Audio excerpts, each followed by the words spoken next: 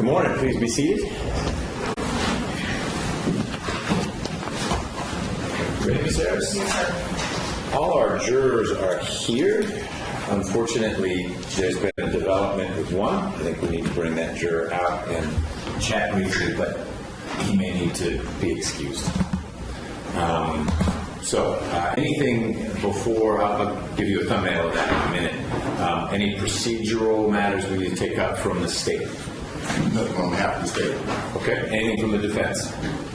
Okay. Good morning, Mr. McIver. Juror 42 is in the midst of a family emergency. I'm going to let Juror 42 talk to you all about it, but it sounds like Juror 42 needs to be at Northside Hospital right now with family.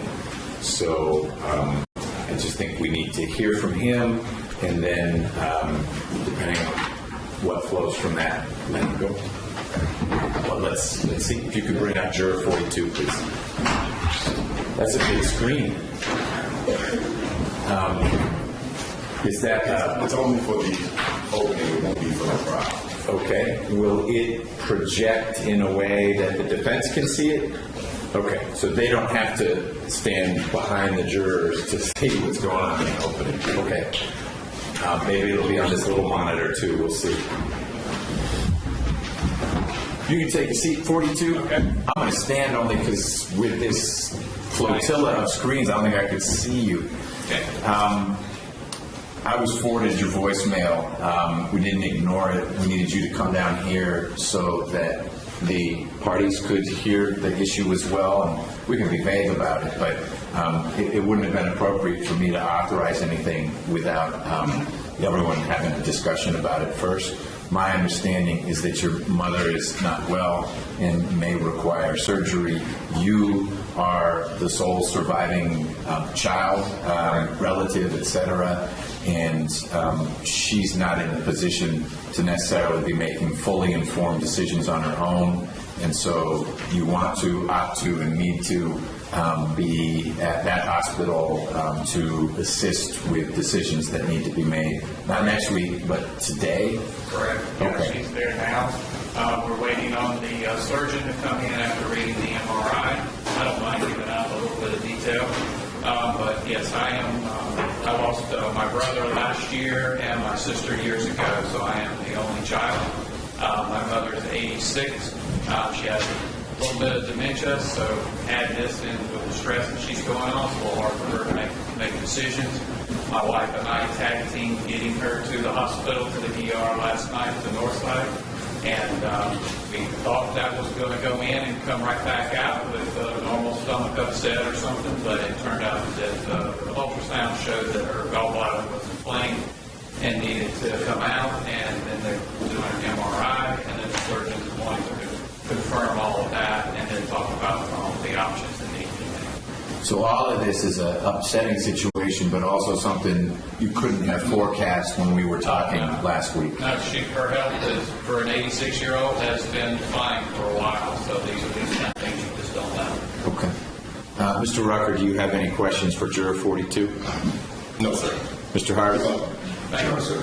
Okay. If you don't mind, step back into the jury room. I'm going to talk with these folks for a moment, and then Deputy Murphy will let you know what's happening. Okay. Thank you, sir. And good luck. Thank you. I appreciate it.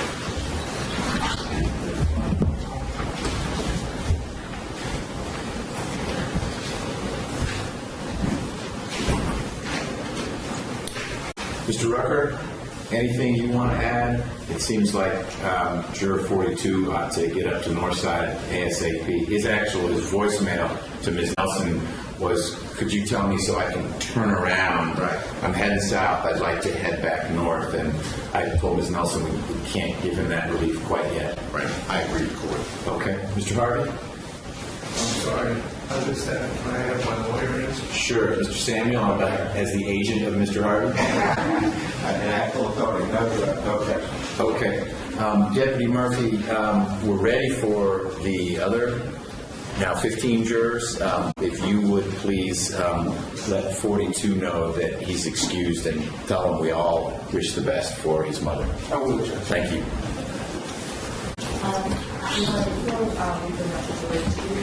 I will use the fire, the gun, my opening, it has been secure, and I've let the deputies know about it. But I just want to let you know if you want to tell the jurors so they can expect it. Okay. And is it also possible for Mr. Abadi to sit at the witness, in the witness chair? Sure. Do you want to sit in the witness chair? He has to stay there very much. And we get across. Yes, that's fine. Thank you for flagging both those things.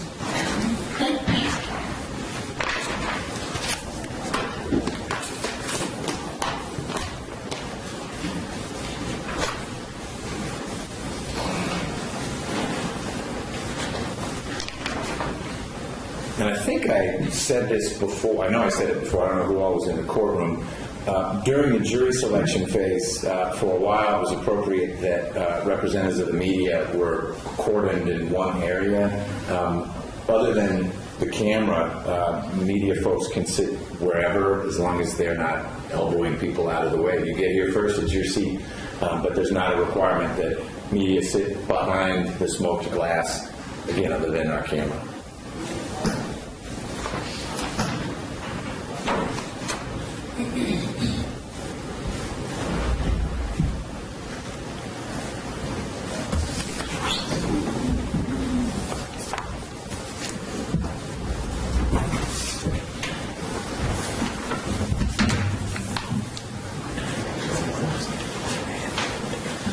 Where are they? We need notepads and pencils or pens, please. They can come on in, and we'll let them know they're coming. Thank you.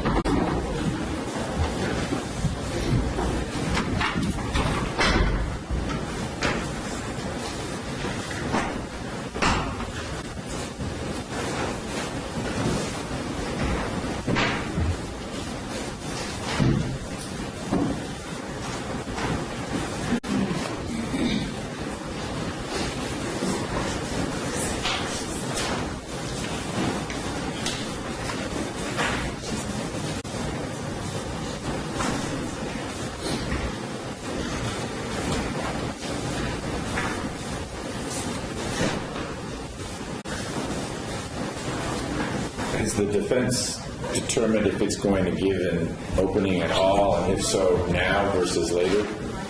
Yes. And the answer is? Yes, Your Honor. No, I said yeah, but yes as in now, Yes. or, okay, now-ish, not after the state rests.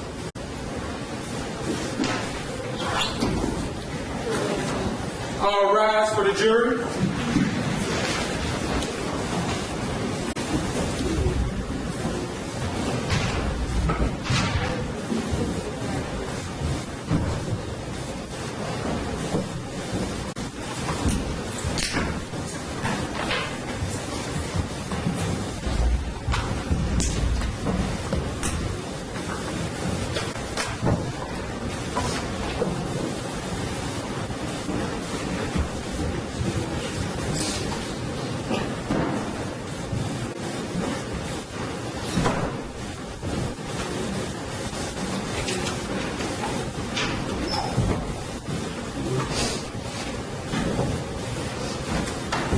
All jury members are counted in the present for Your Honor. Thank you, Deputy Murphy. Good morning, ladies and gentlemen. You all can be seated. Thank you for being on time. One of you snuck in at about 8:59, but we're ready to go. As you can see, we're now numbering 15 jurors, not 16, but I appreciate you all being back. We are going to get underway in just a moment. I need to work through some preliminaries with you all before the trial can get underway. One thing I want to tell you is about seating. There is no assigned seating. You all can sit anywhere you want, and I encourage you to not always sit in the same seat. In fact, I'll probably poke at you a little bit if I see number 5 always way in the back corner, or the gentleman in the green sweater always up in the front, because you literally see things a little bit differently depending on where you're sitting. And your observations of witnesses, of attorneys, of the defendant, of whatever, may inform some of the decisions you have to make. So don't grab a seat and make it yours unless there is sort of a health and wellness reason why you need that seat. A couple of the seats, it's easier to stand up if you need to stretch. I don't recall any of you saying you had a need to stretch regularly because of a back or a knee or something, but that one empty seat affords you the opportunity to do that. But otherwise, again, there are no assigned seats. Mix it up a little bit. Second thing I want to tell you has to do with the notepads. You are free to take notes. You are not required to take notes, but you should understand that you will not get to replay witness testimony. When you get to deliberations, there will not be a transcript there that would be about 50 phone books thick of what everyone said during the trial. When you are deliberating with your colleagues, you will be basing your recollection of what was said or wasn't said or what the conflicts were or weren't in testimony based on what your brain remembers and what you may have written down if you take notes. You are not required to take notes, but you're welcome to do so. Your notes must remain private until you begin your deliberation. So when we take our first break today, if you're a note taker, don't go back in the jury room and say, can you believe, look what I wrote down. Can you believe person X said Y? Those reactions are to be shared after you've heard all the evidence. Because you may hear witness X say Y, and that may seem remarkable until you hear witness Z say the same thing or say the opposite thing. And so you can't put it into context until you've heard all the evidence of the case. So feel free to take notes. They need to remain private until you begin your deliberations. Don't let notes distract you from what else is going on. Some folks get so into their notes they never look up. The next thing you know, all the other jurors have gone in because it's break time. And you may miss something that to you might be significant. The way in which a witness starts to react to questions. Is the witness sitting up straight? Is the witness sweating? These are all things that you may choose to weigh when you are assessing witness credibility. I'll talk about that in a minute. But if your nose and eyes are buried in your notes, you're going to miss other aspects of the trial. So no requirement to take notes. You're free to do so. They need to remain private until you deliberate. And I'll mention this again just before you deliberate, but keep in mind that if someone has written something down, that's not entitled to any more weight than what you remember. Just because someone wrote down that the person said the light was red, and you remember that the person said the light was green, you shouldn't change your mind just because someone wrote it down. If you're convinced that that's a better way of recalling something, you can choose to change your mind. But notes aren't to be given any more weight than your independent recollection of what someone said or did during the course of the proceedings. And if you fill a notepad, let us know. We have more. Infinite supply of notepads and pencils. If you're a pen person, you probably need to provide your own pen. I think we only can afford to provide pencils. But we have more pencils if your pencil runs out or gets dull or something like that. So that's what I have to tell you about notes. What I'd like you to do now, even though you just settled in, is to stand up. I need to administer a different oath. You took the voir dire oath those many days ago. Now you need to take the juror oath. So if everyone's standing, please raise your right hand. Do you swear or affirm that you shall well and truly try the issue formed upon this bill of indictment between the state of Georgia and Claude McIver, who is charged with murder, felony murder, aggravated assault, influencing witnesses, and a firearms offense, and a true verdict give according to the evidence? Please say yes if you so swear or affirm. Yes. Does anyone not so swear or affirm? Okay, please be seated. You are all now officially jurors. Before we begin the trial, I need to talk to you a little bit about some fundamental principles of law that you ought to be keeping in mind as you process all the evidence that you see and hear during the course of the trial. I also need to talk to you a little bit about my role, your role, and the lawyer's role. This is a real trial. It's not TV, and things here happen the way trials actually happen and not Perry Mason, Law and Order, CSI, Special Victims, whatever you all may watch or have seen during the course of your life. And it's important that I share some of that with you. The defendant is charged in this indictment with various crimes. Crimes are violations of the laws of the state of Georgia. I'm going to read to you now the specific charging language of the indictment.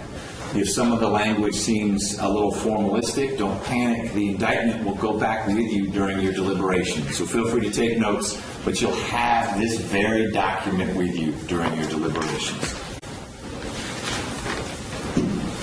The defendant is charged in count 1 with the offense of murder, and the allegation is that the defendant here in Fulton County on September 25, 2016, did unlawfully and with malice aforethought cause the death of Landa Diane McIver, a human being, by shooting her with a handgun. Count 2 charges the defendant with the offense of felony murder.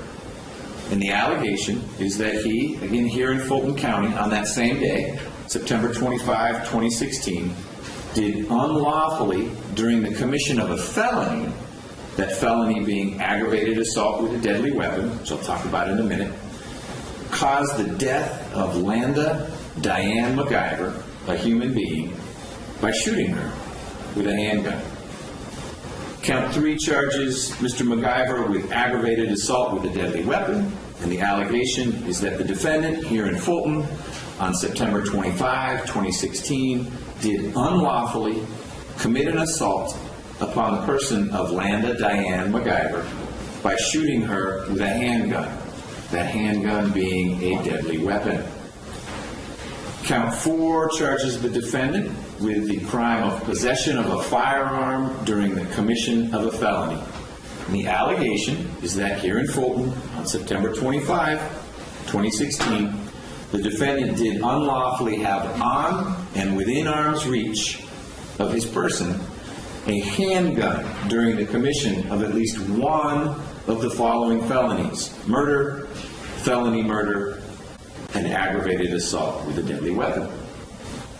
Count 5 charges the defendant with influencing witnesses, and the allegation is that on or about September 25th, 2016, the defendant did unlawfully and knowingly engage in misleading conduct toward Patricia Diane Carter, specifically by instructing Patricia Diane Carter to tell law enforcement officers that she was not present when he shot Landa Diane McIver with a handgun.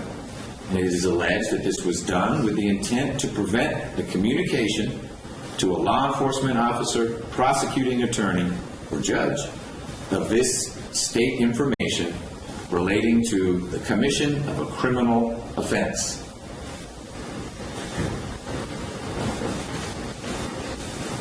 And that this instruction, this purported instruction to Patricia Diane Carter, related to an official proceeding intended to be effected in Fulton County.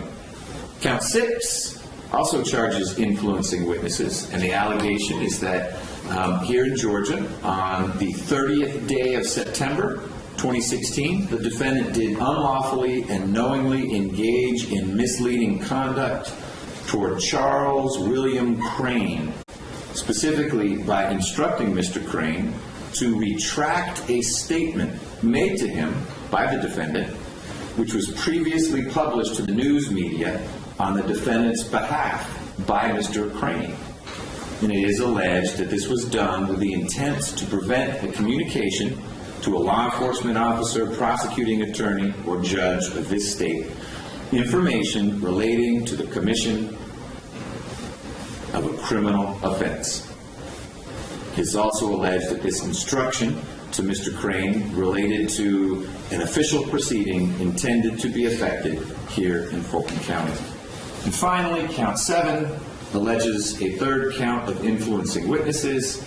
The allegation is that on October 6, 2016, the defendant did unlawfully and knowingly engage in misleading conduct toward Patricia Diane Carter specifically by leaving a voicemail statement with Patricia Diane Carter's husband, Thomas Lee Carter Jr., in which the defendant implied that Patricia Diane Carter ceased communicating her recollections of the facts and circumstances of the death of Landa Diane McIver to law enforcement officers, because these statements placed the defendant at imminent risk of immediate incarceration. It's further alleged that Mr. McIver requested Thomas Lee Carter Jr. to delete the voicemail, and that all of this was done with the intent to prevent the communication to a law enforcement officer, prosecuting attorney, or judge of this state information relating to the commission of a criminal offense. And finally, it's alleged that this instruction related to an official proceeding intended to be effected here in Fulton County.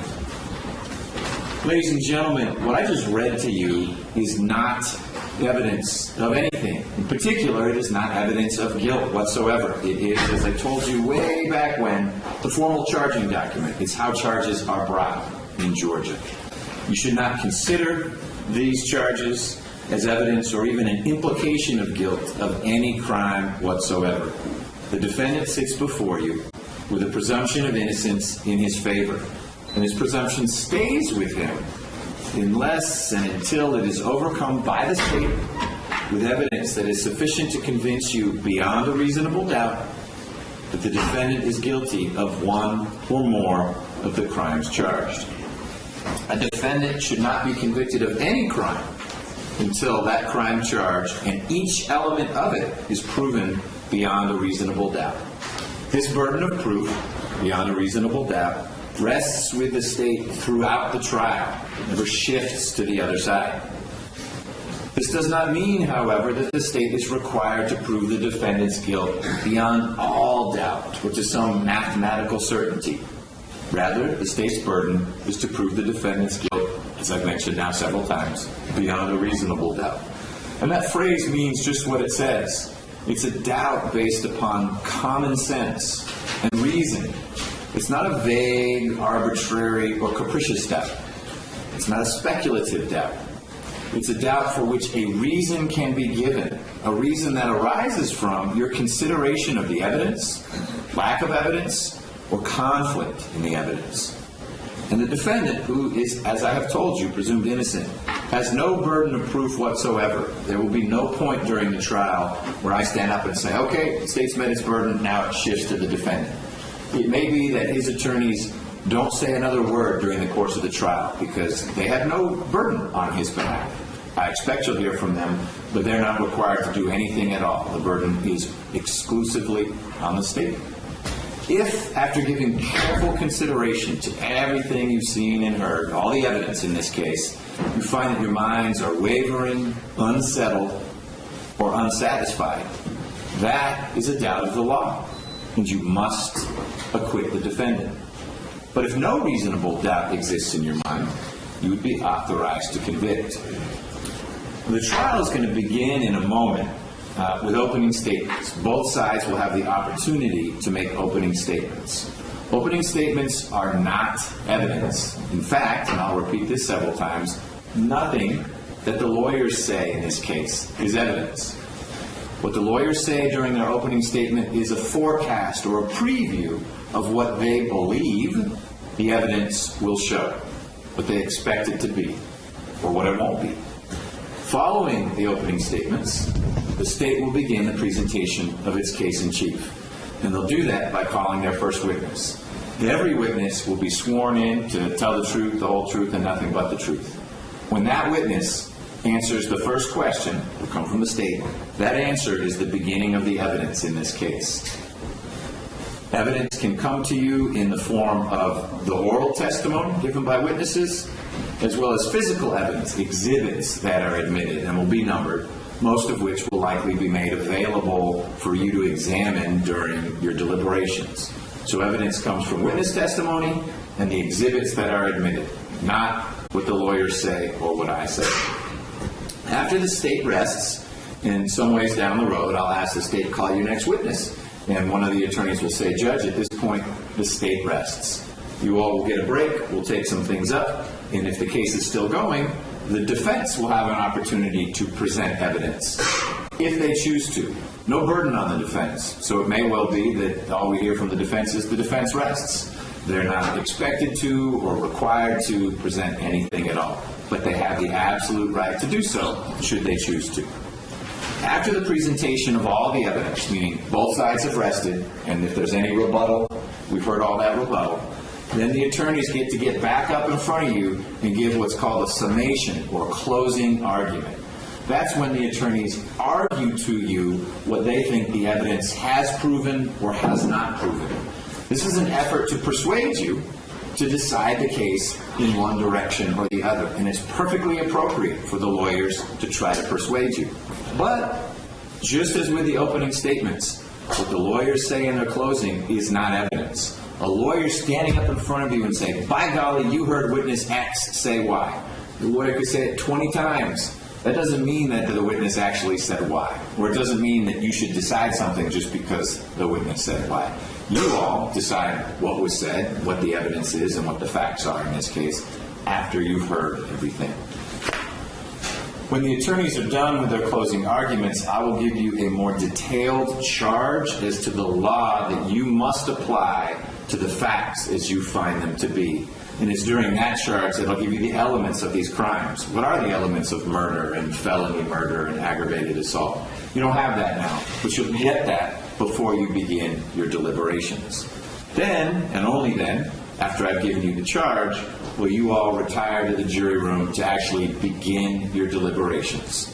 What that means is between now and that point, it's not appropriate for you all to start deliberating. So over lunch say, well, I'm already leaning this way or that way. You're going to feel what you feel, but you don't share that with your colleagues because you don't have everything until I'm done giving you the law. You'll have all the evidence once both sides rests, and you'll have the efforts to persuade you once the closings are done, but you don't even have the law. You don't know what elements it is the state needs to prove beyond a reasonable doubt. Now, during the trial, the attorneys for both sides have a right to object to the admission of evidence if that particular side believes that the admission of the evidence would violate some rule of evidence. This you've seen on TV. An attorney may stand, may just say from his or her place, objection, may add some words to it. I have to rule on these objections. If I sustain the objection, that means that whatever the side asking the question was trying to do, they need to do something different because the way they were going was inconsistent with some rule. If I overrule the objection, then the party asking the question can keep on going. I said that objection is misplaced. I'm not granting the objection. Now, it's important that you limit your consideration to only the evidence that it is admitted at trial. I mean that in two big ways. The big one we've talked about is no outside research, but that's not the point I'm making right now. It may come to pass during the trial that an objection comes up only after a witness started to answer a question. The question may have been innocuous, and so there's no objection. But then the witness starts to say something that's inconsistent with the rules of evidence. And so an attorney may get up and say, objection, X, move to strike, or ask that the jury disregard what they just heard. If that happens, and I tell you all to disregard what the witness just said, and I'll usually, because it could be the witness spoke for 4 minutes, I may say you need to disregard what the witness said about what the temperature was outside. I mean it when I say that. And so if you wrote it down, cross it out. And should you recall during deliberations that moment, and one of your colleagues during deliberations says, hey, remember when that witness was talking about what the temperature was? You need to play police person and say, I do, but we're not considering that. The judge said we're supposed to disregard that. Fortunately, that doesn't happen all that often. We've got great lawyers, and they can usually tell just based on the question if there is a potential issue there. But sometimes witnesses answer more broadly than just what the question asked. And so if I tell you to disregard something, it's important that you do that. Objections we can typically handle right there on the spot. I can overrule or sustain the objection. Sometimes attorneys may have motions. Those are more complicated and often require you all to take a break. so that I can let the attorneys speak more freely about what their concern is. And it could involve something that we've been working on for days before you even got here, and we need to revisit things we talked about outside your presence.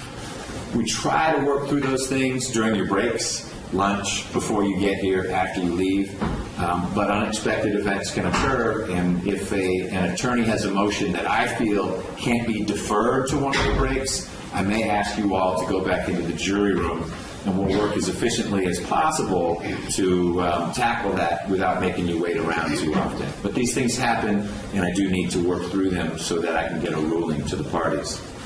Now, in my rulings on objections and motions, it's important that you understand that nothing I say now in making a ruling or at any other point is evidence of anything. You should not interpret anything I say as an indication that I'm leaning for one side or the other. If I rule in favor of an objection, all that means is that the rules of evidence don't allow whatever the other side was trying to do. It doesn't mean I favor one side or the other. It's sort of like calling balls and strikes. You know what? That is hearsay. We can't go that far. That's speculation. So over it's sustained, you need to go in a different direction. My sole interest in this case is to make sure that it is fairly tried according to the laws and Constitution of Georgia and the United States. I am otherwise completely objective. Now, you all have a role in this process as well. We've talked about the lawyers. We've talked about my role. You are the fact finders. You decide what happened in this case. And you'll apply the law that I give you to the facts as you find them. And you'll decide the facts based upon the evidence, witness testimony, and physical exhibits that are admitted. In doing all this, you will necessarily be determining the credibility or believability of the many witnesses you'll be hearing from. And in determining credibility, you are free to consider all of the facts and circumstances of this case, as well as the manner in which the witness testifies, your observations of what the witness is doing while he or she is answering the questions, your perception of the witness's intelligence, interest or lack of interest in the outcome of the case, and the means and opportunity that the witness has for knowing the things the witness is talking about. Now, in fulfilling your role as fact finder, you all may from time to time have questions that are not addressed through the questions of the attorneys. The way we work through that is that stack of note cards sitting in front of the jurors in the first row. During the course of the examination of a witness, if you have a question, you ought to write it down on one of those cards. When both sides have had a chance to examine the witness, I'll ask you all, if you have any questions, to pass those to Deputy Murphy or one of his colleagues. I'll review those questions, and the attorneys will get a chance to review those questions. The purpose of the review is just like attorneys can ask questions that are objectionable or problematic, so too can jurors. So you should draw no conclusions or inferences if you write down a question and it is not posed to a witness. It just means that wasn't an appropriate question. But if they are proper questions, after the attorneys have had a chance to review them, I'll pose those questions to the witnesses. Remember, it's only what the witnesses say that is evidence, not questions. So if your question isn't asked, that's not evidence to anything other than there was an evidentiary issue with that question. And the lawyers will be free to follow up if there are any questions submitted by jurors that I pose. The attorneys will have a chance to follow up from that. Now, it's essential throughout the trial that you pay close attention to what's going on. As I told you when we were talking about notepads, there's no rewind button. So if you feel yourself starting to fade and it's time for a break, let Deputy Murphy or me know. Raise your hand. If you can't hear because a witness is soft-spoken or there's an attorney in the far corner of the courtroom demonstrating something far away and you can't see it or hear it, right away let us know. That's not a problem. The reverse. It is a problem if you can't see or hear or you're losing focus, and we need to address it. Addressing it could be telling someone to speak up. It could be giving you an opportunity just to stretch. It could be you need a 5-minute break. We will break as often as you all need to break. We're just not getting stuff done while we're taking breaks. But you all need to be as focused as can be. So please keep me posted if that ever changes. It's essential that you view the evidence in this case with an open mind. and reach no final conclusions until you've heard and seen all the evidence, received closing arguments, and received the law that you must apply to the facts of the case. That's when your deliberations begin. Now, I'll repeat this many times, but it's worth it. It's essential that your decision in the end is based only on evidence that's presented here within this courtroom. Evidence presented when both sides were there to see it and hear it and lodge objections if they have it, if they have any. That's why there's no outside research. If you had a group making an important decision for you, you'd want to know what information they have, and you'd want to be involved in the process of ensuring they got information that was consistent with the rules of evidence and not outside information. So please, no outside research, and maintain that buffer that you've begun to build around you so that people don't talk to you about the case. For those of you who are active online, this is a corollary to what I just said. It's important that you minimize your broadcasts about what's going on, because well-meaning people could respond. You could tweet or put something on Facebook saying, "Another day in the salt mines," and someone could write back, "Hey, actually today sounded interesting because I read ... and then you would be receiving sort of third-hand, even more questionable information, because it's filtered through the media and then filtered through your friend who put something on your Facebook page because you put something on your Facebook page about what's going on in the trial. So please do your best to limit that type of outside contact. Obviously, you can talk with friends and family, employer if necessary, about the fact that you are in a trial. They all know about it anyway. But the day-to-day, what goes on, isn't something for you to talk about. You can say it was a long day, a short day, judge had a nice tie, whatever, but not about the substance of what's going on. Do know this, when the trial is over, you will be free to do whatever you want. You want to write a song about it, you can write a song about it. You want to make a dance about the trial, write a book, you can do that. But that's not until the trial is over. Then all holds are released, and you're free to talk to anyone and everyone about whatever you want about this process, but not until the trial is over. Ladies and gentlemen, that is what I have to share with you. We're about to start opening statements. A couple things about the logistics. This ginormous screen here will be here for opening. It may come back later, but then it's going to go away. I can't see you very well. I'll sit here during opening, but with it there, it's hard to see you. It's hard for you all to see further into the courtroom. It may come to pass during the opening or during the course of the trial that there'll be actual real guns in the courtroom. They cannot get into the courtroom unless they've been secured by law enforcement and there is no ammunition in the gun. So don't panic if a gun is presented to you at any point during the trial. They've been secured, and they may well look different than they did at the time the gun was acquired, however the gun was acquired, because there could even be a big old piece of plastic through the receiver and whatnot to demonstrate that it's secure. I don't know exactly how they're processed, but I just wanted you to know that for the firearm to be handled by the lawyers and presented to you all, it has to have been made secure. At this time, if the state's going to give an opening, we can begin. Sure.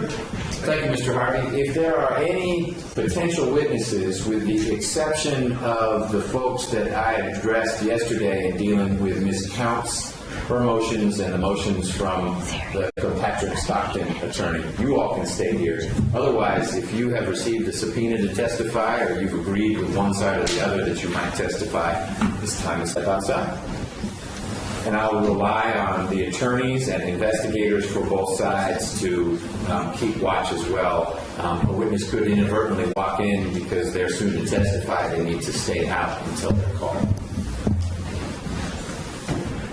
When you're ready, Ms. Griffin. Good morning, everyone. Good morning. I am Felita Griffin, Chief Senior ADA assigned to the Major Case Unit at the Fulton County DA's office. And along with my esteemed colleagues, Mr. Clint Rucker, Ms. Kara Convery, Mr. Adam Abadi, and Ms. Siri Elamjarou, it is an honor to represent Diane McIver, the citizens of Fulton County, and the state of Georgia in the prosecution of this case. The defendant in this case is charged with 7 counts in the indictment. Counts 1 through 4 encompass the murder of Diane McIver. And counts 5 through 7 are about the influencing of witnesses to cover up what he did to her. Now, this is a case about maintaining an image of wealth and power that the defendant created for himself and the lengths that he went through to keep it. Now, I'll give you a little bit of background about the relationship between Diane McIver and the defendant. Now, they were married in 2005, and this was the second marriage for both of them. And they were both successful in their own right, and they decided to keep their finances separate. The defendant was a partner at Fisher & Phillips, which is a large law firm with many offices across the United States. And he had been there for 40 years and was making a nice living for himself. The defendant was politically influential. He sat on a lot of boards and committees and was very active within the community of Atlanta and Putnam County. Diane McIver started as a bookkeeper at Corey Company, and she worked her way up to become the president and CEO of U.S. Enterprises.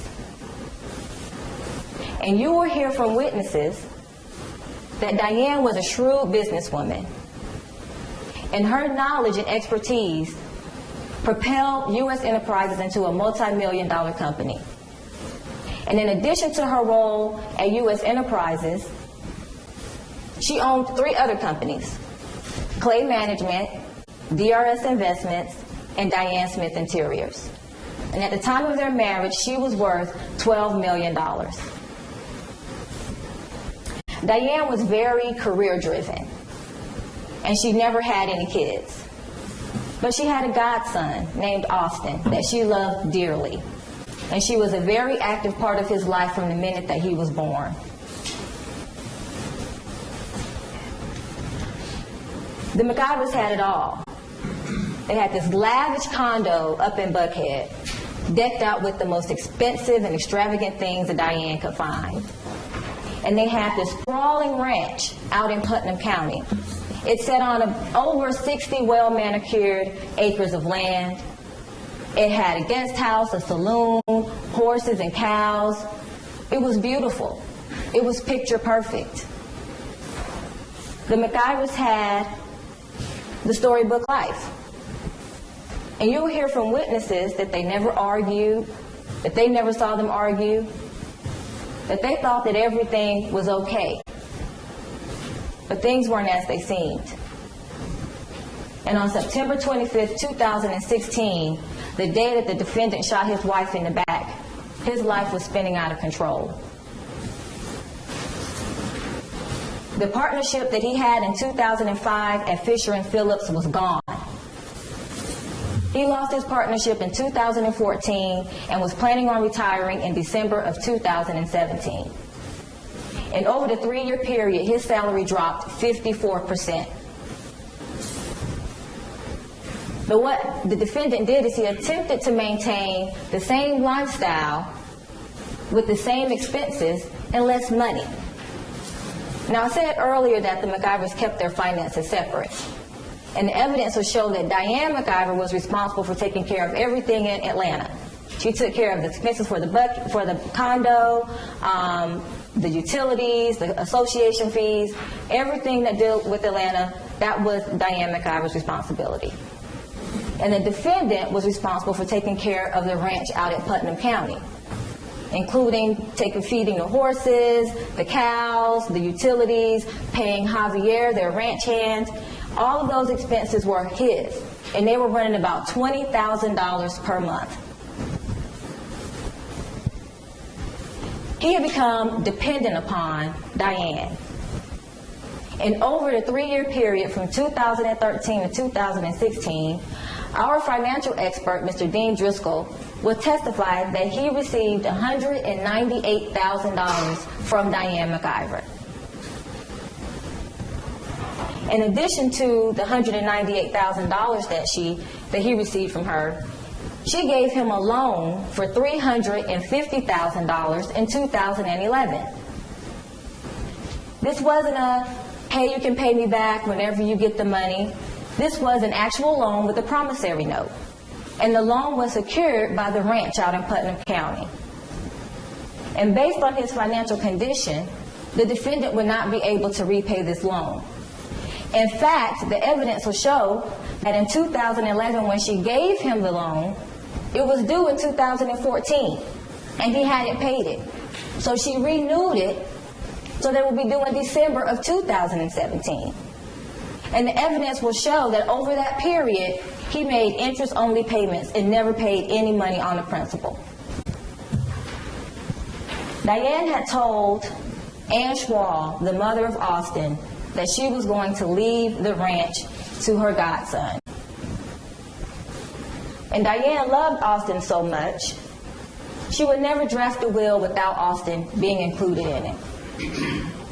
And the evidence will show, we will have Mr. Carlton Morse, an expert in real estate, testify that unless Diane McIver foreclosed on the ranch and took control of it, she couldn't leave the ranch to Austin. The evidence will show that Diane could take control of the ranch by foreclosing on it if the defendant did not pay.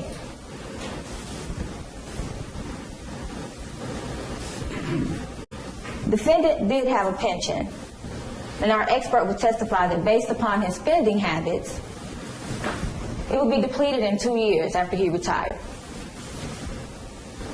And in addition to that, without the money from Diane that he was receiving every month, on the time of her death, the defendant wouldn't even have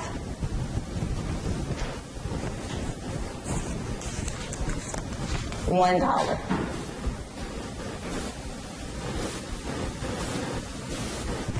As a matter of fact, without Diane's money, on the day that she died, his account would have been negative over $5,000. You're going to hear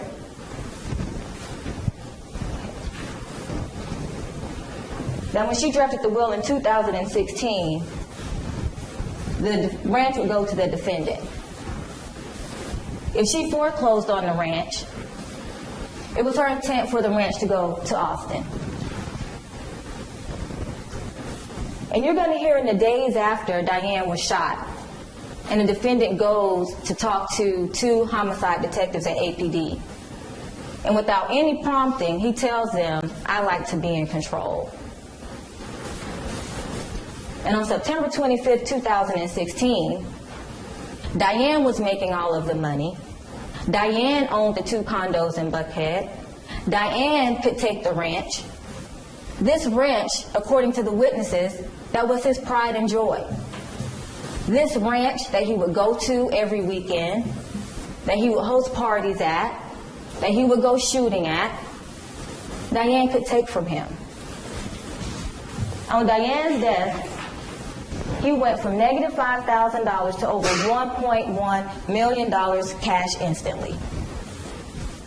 And he was the executor and one of the beneficiaries of Diane's $7 million estate. The easiest way for him to gain control was to kill Diane. And on Sunday, September 25th, 2016, the evidence will show that that is just what he did. The day started off in Putnam County, and they went golfing out at Reynolds Plantation. And it was Diane McIver, the defendant, and one of her co-workers, Mr. Craig Stringer. And Danny Joe Carter, one of Diane's longtime friends, had went and spent the weekend out at the ranch with the couple, but she didn't go golfing. After they went golfing, they came back to the ranch, picked up Danny Joe Carter, and then they went to have dinner at the Longhorn Steakhouse in Conyers. During the dinner, Diane McIver and the defendant had something to drink, so Danny Joe Carter was driving the truck.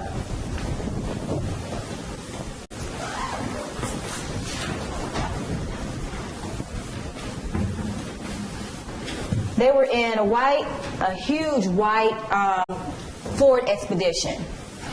And Danny Joe was driving. Diane McIver was in the front passenger seat. And the defendant was seated right behind her. And as they're taking 20, going towards Atlanta, as they approach the downtown connector to go 75, 85 north to head to Buckhead, traffic stops. And not wanting to sit in traffic, Danny Jo Carter takes the first exit that she could. And that would be the exit off of 75, 85 at Edgewood Avenue. Once she takes that exit, she makes a left onto Edgewood Avenue, goes about 3 blocks, and then she makes a right on Piedmont. Danny Jo Carter will testify that she really wasn't paying any attention to the defendant. And after they exited on the highway, he asked for his gun. And Diane McIver opened the console and picked up a gun that was in a plastic Publix bag. Handed it to the defendant, not knowing that that would be the weapon that ended her life. She says Danny Jo Carter would testify that as they're heading down Piedmont, her and Diane are talking. And she's not really paying any attention to the defendant. She'll testify that she remembers crossing over Ponce.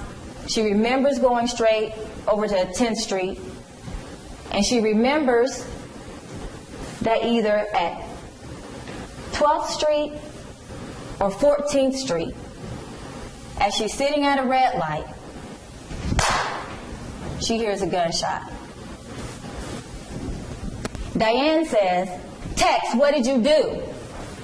She looks back and she sees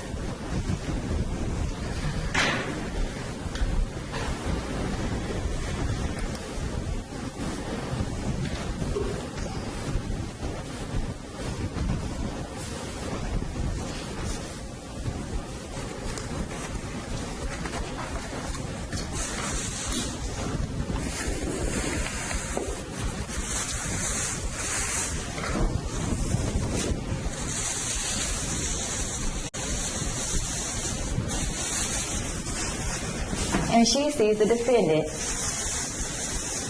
sitting in the back. She sees a puff of smoke, and she sees him in the back with this gun in a plastic bag, and he's moving it around.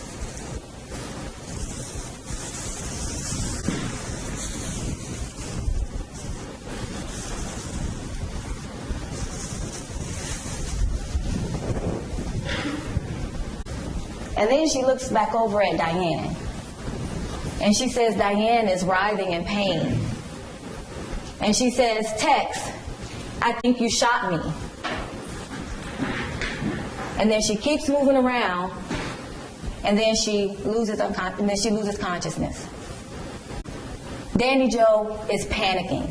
She is freaked out. She had never been in a situation like this before. And in her mind, she's thinking that Piedmont would be the closest hospital to take Diane McIver to. But she can't remember how to get there from where she is. So the defendant tells her, "Let's go to Emory."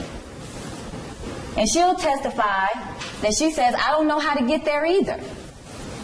And he says, "I'll give you directions." So she presses the gas, starts honking the horn because there are cars in front of her, trying to get around. And she's driving as fast as she could. She goes past Ansley Mall, makes that right on Morningside, and she's going down that road, zooming, running stop signs, running red lights. And the Morningside area is a two-way street. And it was dark. And she was trying to do the best that she could for Diane. Now, the time that it took to get them to Emory, due to discrepancies in the cameras, it will not be precise. But what we do have is that Danny Jo remembers is that it took 10 to 15 minutes for them to get to Emory University Hospital on Clifton. And another thing that she remembers is that as they're driving back there on Morningside, it turns to East Rock Springs Road, and they're getting closer to Emory, they're approaching a roundabout, and she's driving as fast as she could. And she says the defendant comes up to her, and he tells her, slow down. Slow down. There may be women walking their babies in baby carriages at 10 o'clock at night. She'll tell you that she pays them no mind, and she keeps right on to Emory Hospital. And they get there, and you'll see that they come up to the valet, and at some point the defendant gets out of the truck, and you'll see him walking casually up to the entryway. And you'll hear testimony that he says, gunshot wound.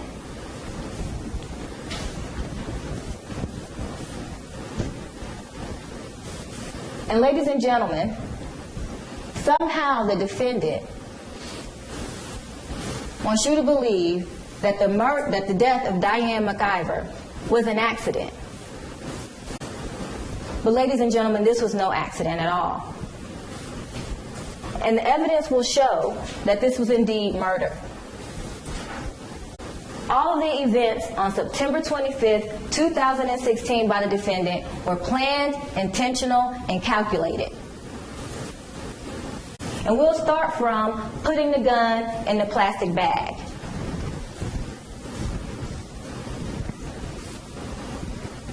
Our expert will testify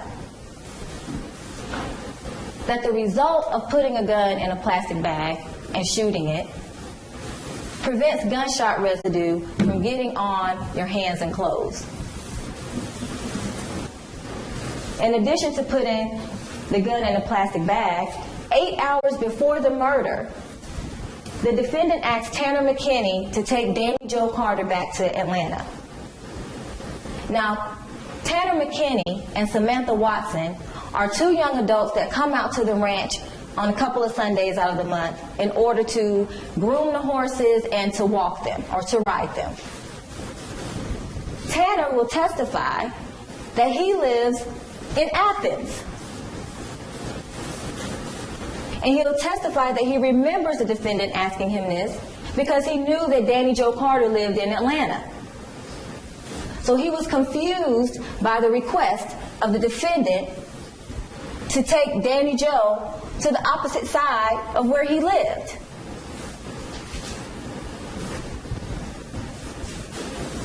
In addition to that, our expert, Michael Knox, who is a crime scene reconstructionist and an expert in ballistics and firearms, recreated this crime scene. He took measurements, photos, and he recreated the circumstances of that night.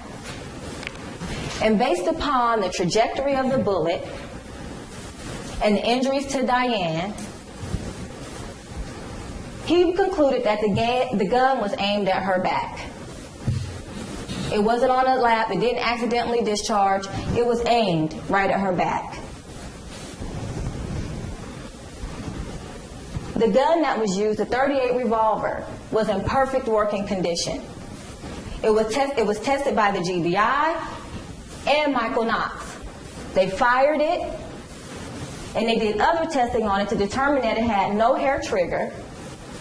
In double action, it required 12 pounds of trigger pull for it to fire. And in single action, it was 2.5 pounds.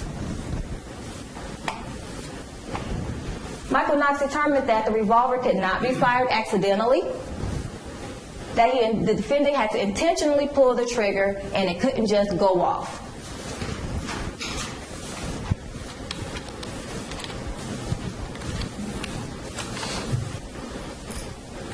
During a search of the condos in Atlanta and the condos in Atlanta and the ranch out in Putnam County, 44 guns were seized. Some of them belonged to Diane, but a majority of the guns belonged to the defendant. And there were handguns seized, including revolvers and semi-automatics, rifles, shotguns, and a trick or a poker gun. And Tanner McKinney and Samantha Watson will also testify about how the defendant demonstrated to them how to use that gun. And what they'll testify about is that he showed them the gun after a tour of the ranch. And he told them that in order to fire the gun, you had to know all of the special steps to get it to fire. And that he was the only one that can operate the gun, and he showed them how to do it. The defendant had a makeshift firing range at the ranch. It was a huge mound of dirt back in the back. And you'll hear witnesses testify that he would go back there and shoot all the time. And he lectured others about gun safety. He would take Austin back there and shoot, and a number of other friends. And they will testify that over and over again, he would lecture them about gun safety. And you'll also hear Danny Joe Carter tell you about a time when the defendant threw a water bottle up in the air, shot it 2 times before it hit the ground.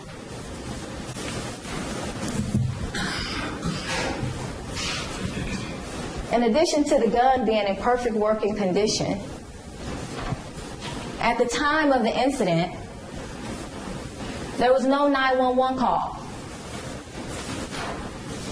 The defendant was seated in the back seat, and right beside him, within arm's reach, was his cell phone.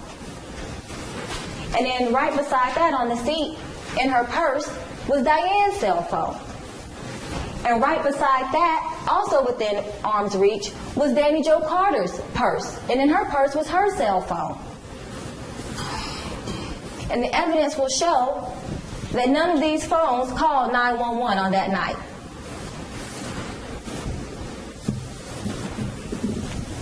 Once the defendant got to Emory,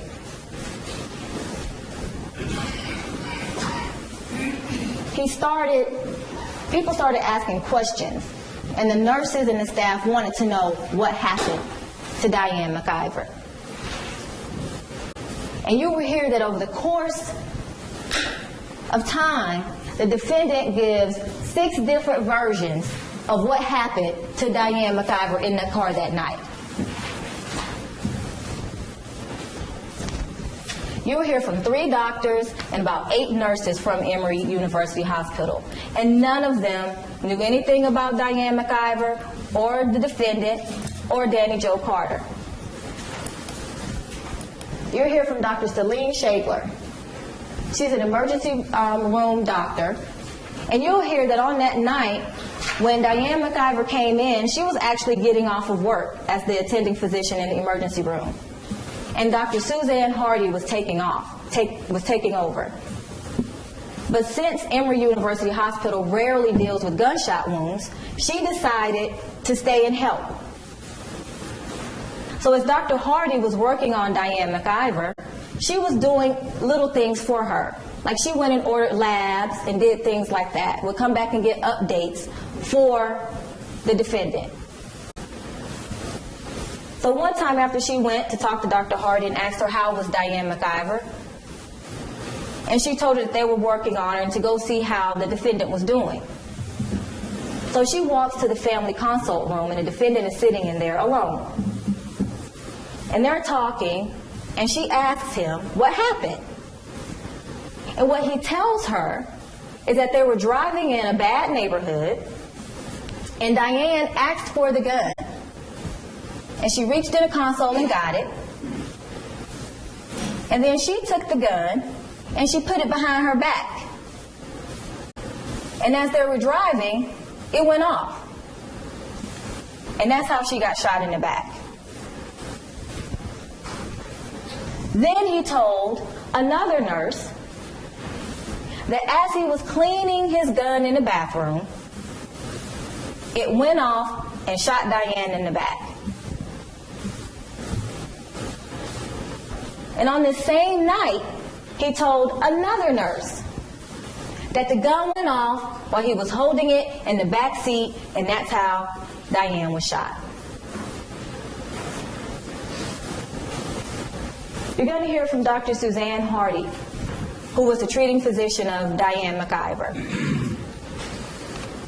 And as she's working on Diane, she's trying to figure out what happened. Because at this time, she saw 2 holes in Diane. One in the front and one in the back. And she was trying to determine, was it 1 gunshot wound or was it 2? So she asked Diane, what happened?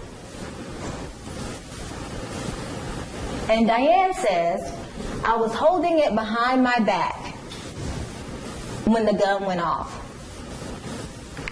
Dr. Hardy will testify that she thought this sounded odd, so she asked her again, you were holding the gun? And then Diane says, he was holding it behind my back. Then, about 30 seconds pass, and Diane states it was an accident. Dr. Hardy continues to work on Diane and continues to try to save her life. And as time passes, she knows that Diane isn't doing so well and that she might not survive. And she'll testify that Diane looked at her and was like, I'm dying. And not wanting to tell her the truth, what she did was she said, we're doing the best we can. You're getting the best care possible. But at this point, I'm going to need to intubate you. And to intubate is to put a tube down her throat. And she was like, after I put this down your throat, you won't be able to speak. And what she does is she asks Diane a question. She asks Diane, do you want to see your husband?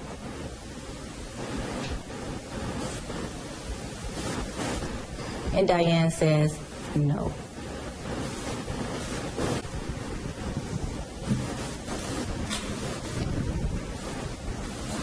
While the defendant was telling all of these stories and trying to change the narrative of what really happened, he had one big problem, and that was Danny Joe Carter. And the evidence is going to show that after they arrived at Emory, what he did was he told Danny Joe, these situations can get a little bit crazy. So why don't you tell the police that you were not in the SUV tonight and that you just arrived at the hospital sometime later? And Danny Joe told him, I'm not doing that. I'm not going to say that because that's not true. And in addition to trying to get her to lie at the hospital, he also pressured her to hold a press conference to proclaim his innocence. And she didn't want to do that either. And what he did was he sent a car to her house to pick her up. And what Danny Joe had done is her and her husband, Tom Carter, left. And they went to the home of Dale Cardwell. And some of you may know who that is. He's a TV personality. He reviews businesses. And they went to his home. And he'll testify that when they got there, Danny Joe was upset. And when the defendant couldn't get a hold of Danny Joe, he repeatedly started calling Tom Carter. He's calling and calling and calling and calling. He's blowing up his phone. And he leaves 3 messages. And one of the messages, he tells Tom to tell Danny Joe to stop saying what she's saying, because it could end him up in jail. And what he tells him is, after you listen to this message, delete this message. And you'll hear it.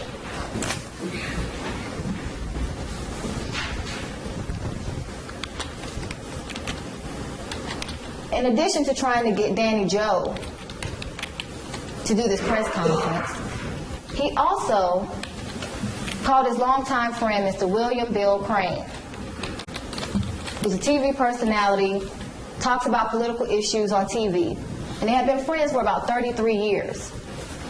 So he calls him to be his public relations specialist for this issue. And so what he does is, he wants to get his side of the story out to the media, because at this time, the media is starting to speculate about what happened.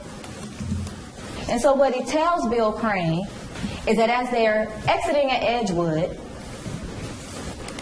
and they turn under Edgewood, and they're going under the overpass, he asks for his gun because he believes that the truck may be attacked by either some Black Lives Matters protesters or some homeless people. And he says that's why he asked for his gun, and then once they got into Piedmont, or a safer area, he dozed off and went to sleep. And then as they were going along, they hit a bump, and the gun went off. And that's how Diane got shot in the back. So Bill Crane will testify that he wrote the story down, sent the version over to the defendant, said, is this all right? Is this what you want me to release? And he got the okay. And then what Mr. Crane did was start distributing it out to media outlets. And once the story got to the media, there was a big backlash about it. And the defendant's attorney at the time, Mr. Steve Maples, and the defendant started calling Bill Crane and asking him to retract the story. They asked him to say that he misrepresented what the defendant said, and that the defendant had never actually said that. And he refused to lie for the defendant. And as a matter of fact, the day before he gave the statement to Bill Crane, he had went down to talk to two APD homicide detectives. And when he gave them a version of events, he said that he asked for the gun because they were in a bad neighborhood, and then he fell asleep. He was in a twilight type of zone when he woke up, and then the gun just went off. And never in that version did he say anything about Black Lives Matter or a bump.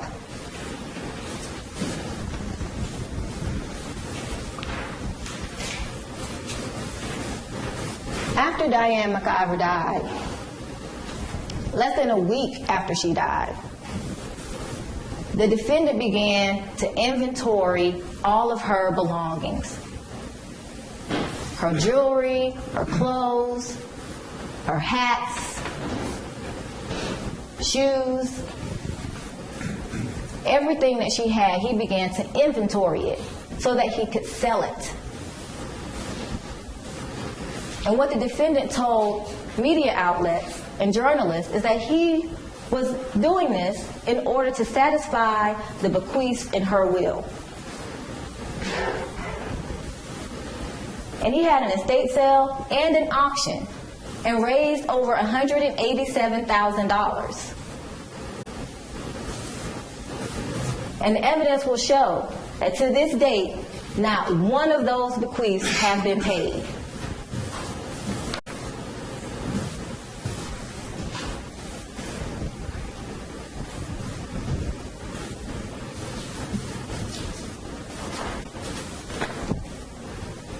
In Diane's will, she desired to be cremated. And you will hear evidence that after her autopsy on September 26th, she was transferred to Phoenix Funeral Services to be cremated.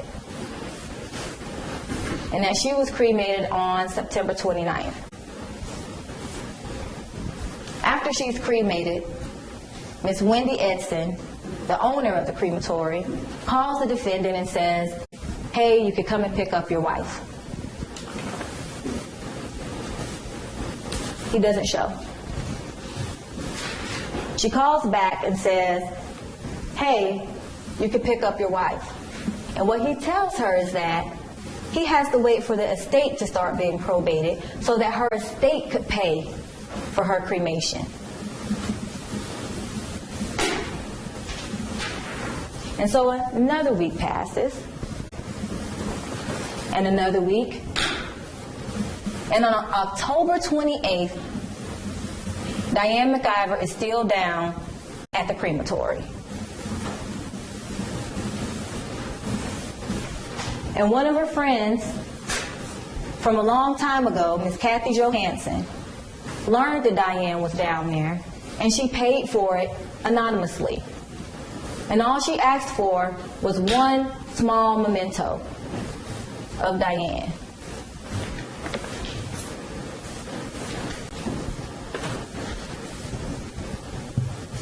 And it wasn't a $5,000 fee.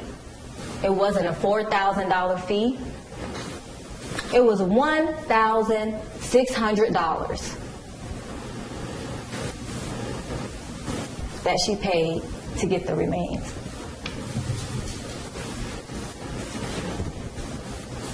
And it doesn't stop there, ladies and gentlemen of the jury. When all of this other stuff that he was trying to do didn't work, what he did was, after he fired Bill Crane for not retracting the story, he hired Mr. Jeff Dickerson. Now, Mr. Jeff Dickerson is also a public relations specialist. And he's been in the business for a long time. You all may know him from seeing him on Sundays as part of the Georgia game. And what you will learn is that Mr. Dickerson was a longtime friend of my boss, Mr. Paul Howard, over 20 years. And what he'll testify to is that after he was hired by the defendant, he was called down to his lawyer's office. And the defendant and his lawyer were sitting at a table. Then the lawyer gets up to leave. And it's just the defendant and Mr. Dickerson. And what he tells Mr. Dickerson is, you can get this case dismissed. You can get this case dismissed. And if you do, there's a large bonus in it for you. And I won't mind if you share it with the DA.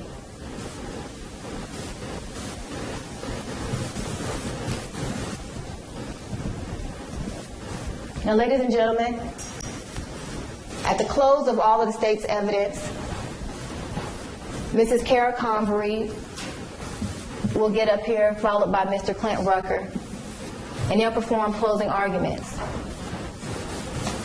And what the state will ask you to do is to return a verdict. And the only verdict that speaks the truth in this case is a verdict of guilty. Thank you. Thank you, Ms. Griffin. Mr. Clark Palmer, Tell me what you'd like the state to move so you have the well as you'd like it. Sure. So we need the big TV moved against the wall, please. Your Honor, I think I might go until some time for that one, so I don't know if anybody break now or start. Okay. If we take our first break at 11 today, everyone okay with that? I'm getting lots of nods, so we're good to go. Thank you. You bet.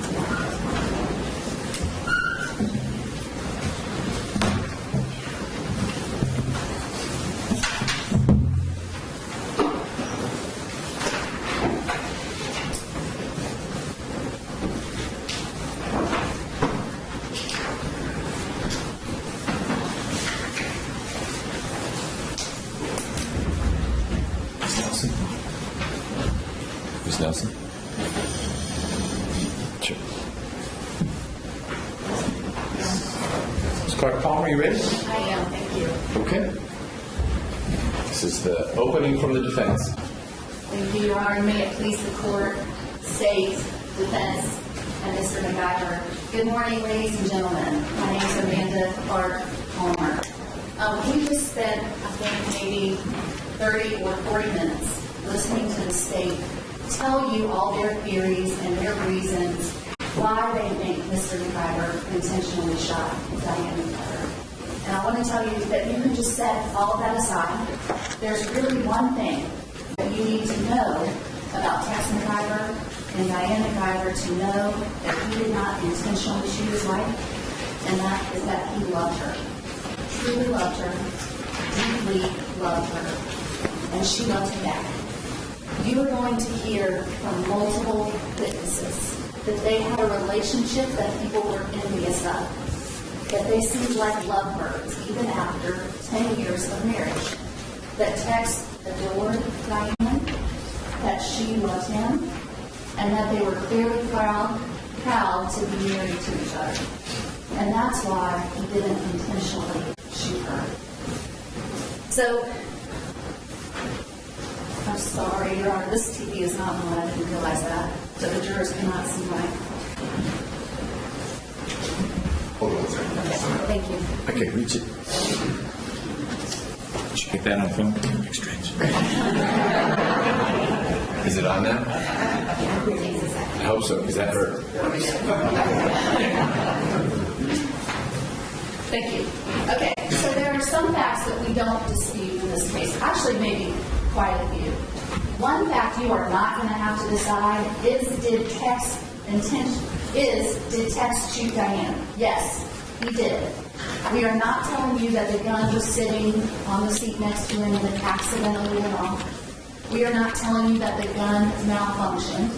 No one is going to ask you to decide who was holding the gun when it went off. It was Tex. That's not a dispute, so don't worry about that. The question you have to decide, was it intentional? And the evidence is going to show it is not. Nothing the state will present to you will prove that this was not an accident.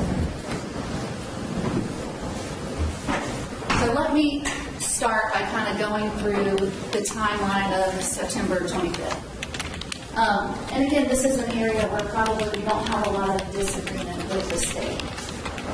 Danny Jo Carter and Diane and Tex drove out to their ranch in Eatonton, Georgia, which is near Waco County, on Friday, September 23rd. They all went out there together. They had a wonderful weekend. They had great weather. On the afternoon of Sunday, September 25th, Tex and Diane played golf. They had a great round of golf. I think Diane beat Tex. She was an excellent golfer. Danny Jo was riding horses. And after they got done playing golf, it was kind of in the late afternoon, evening, and that was when it was time to head back to Atlanta. So they leave the ranch.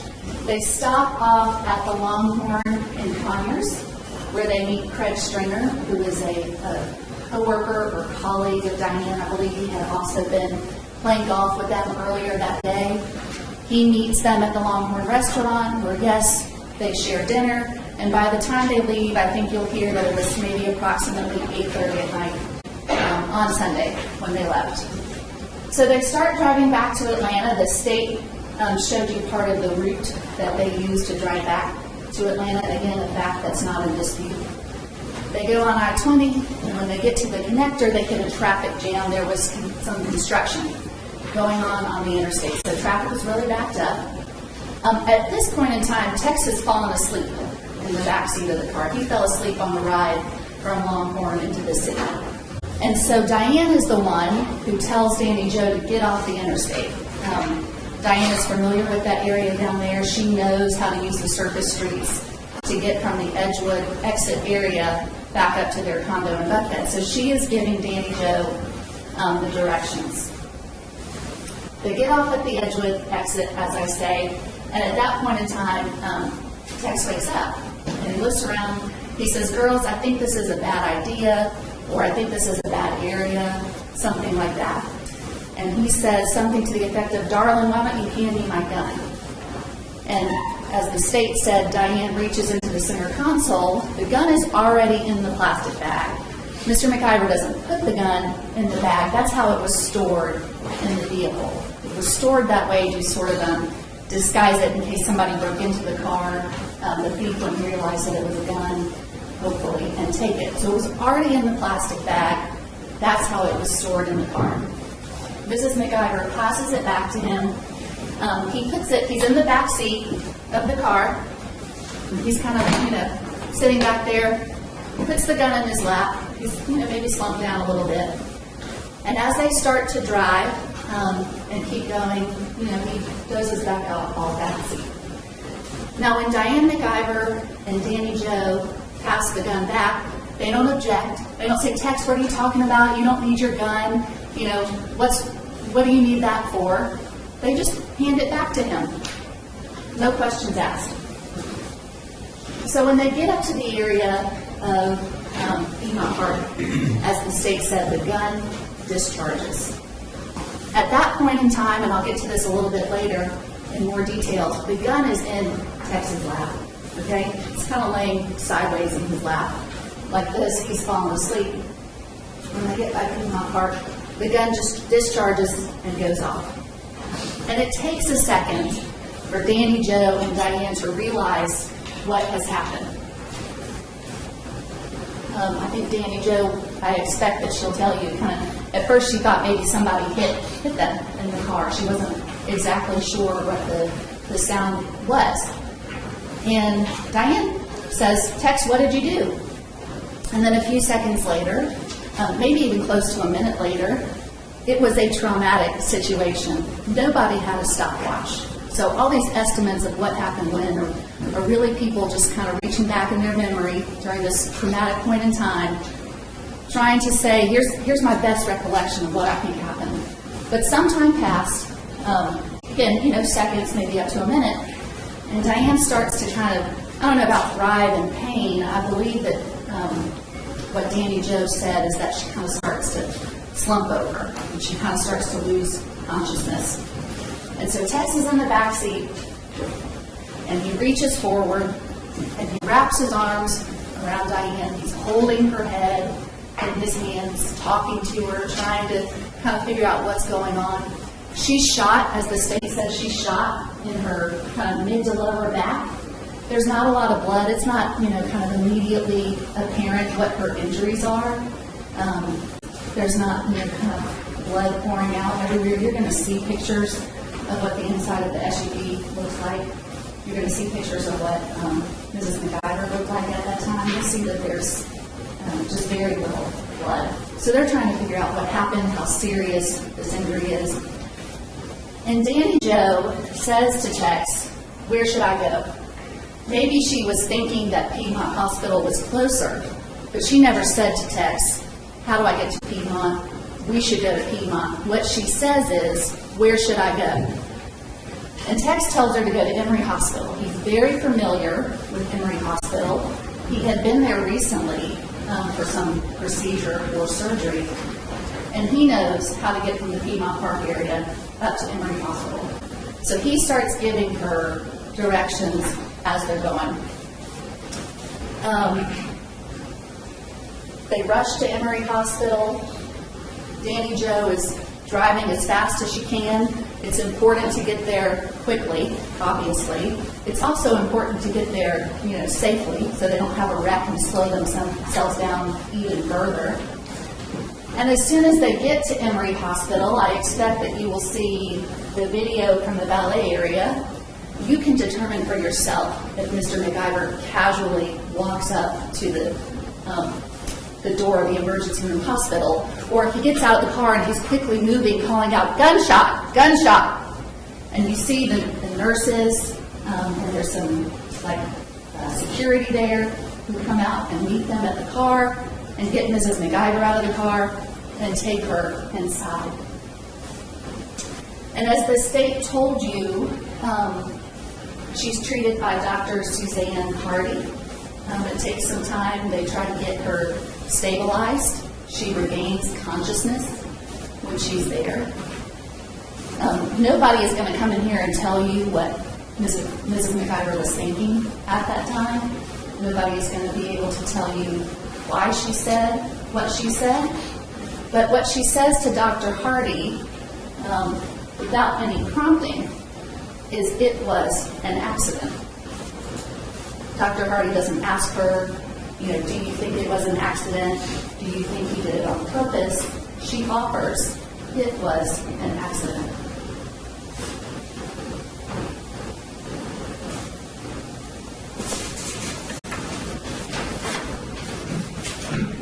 So the state mentioned to you in their opening the fact that nobody called 911. And that's true. Again, that's another undisputed fact. Danny Jo was driving the car. If she thought to call 911, she didn't tell Tex, hey, my phone is back there, why don't you call 911? Tex didn't call 911, he was giving the turn-by-turn directions to Emory. I don't think you should draw any inference or conclusion from the fact they didn't call 911. The facts are going to show that they got to the hospital, that Tex knew how to get to as quickly as they could. And what Diane said to Dr. Hardy is exactly what happened. This was a horrible, horrible accident. So that's September 25th. In the days after September 25th, Tex McIver actually calls the Atlanta police and says, I understand you want to speak with me. I'll come down and make a statement. And he goes down with Steve Maples, which name you heard. That's the lawyer who was representing him at that time. And he talks to Detective Darren Smith. And let me pause here and just address one thing that the state mentioned in their opening. They told you that what Tex said to the detectives was, I like to be in control. And I want to put that comment in context for you.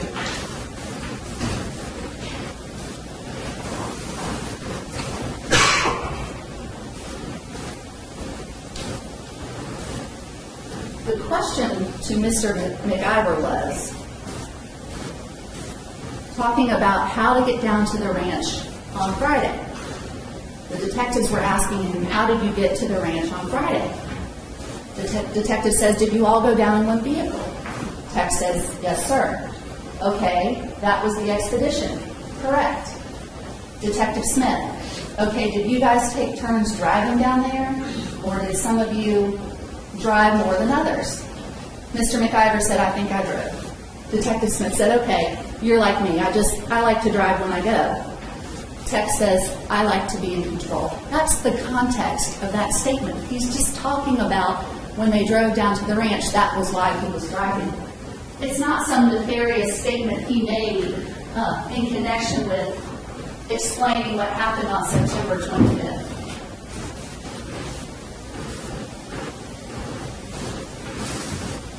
So that's September 28, 2016. Importantly, Tex McIver tells Detective Smith exactly what happened. He tells them he was holding the gun when it went off. He tells them Danny Jo was driving the car when he went off. The events that I just relayed to you about what happened on September 25th, that is what Tex McIver told the Atlanta Police Department on September 28th. Months later, in December 2016, he is arrested. He is arrested for reckless conduct and involuntary manslaughter. He is not arrested for murder.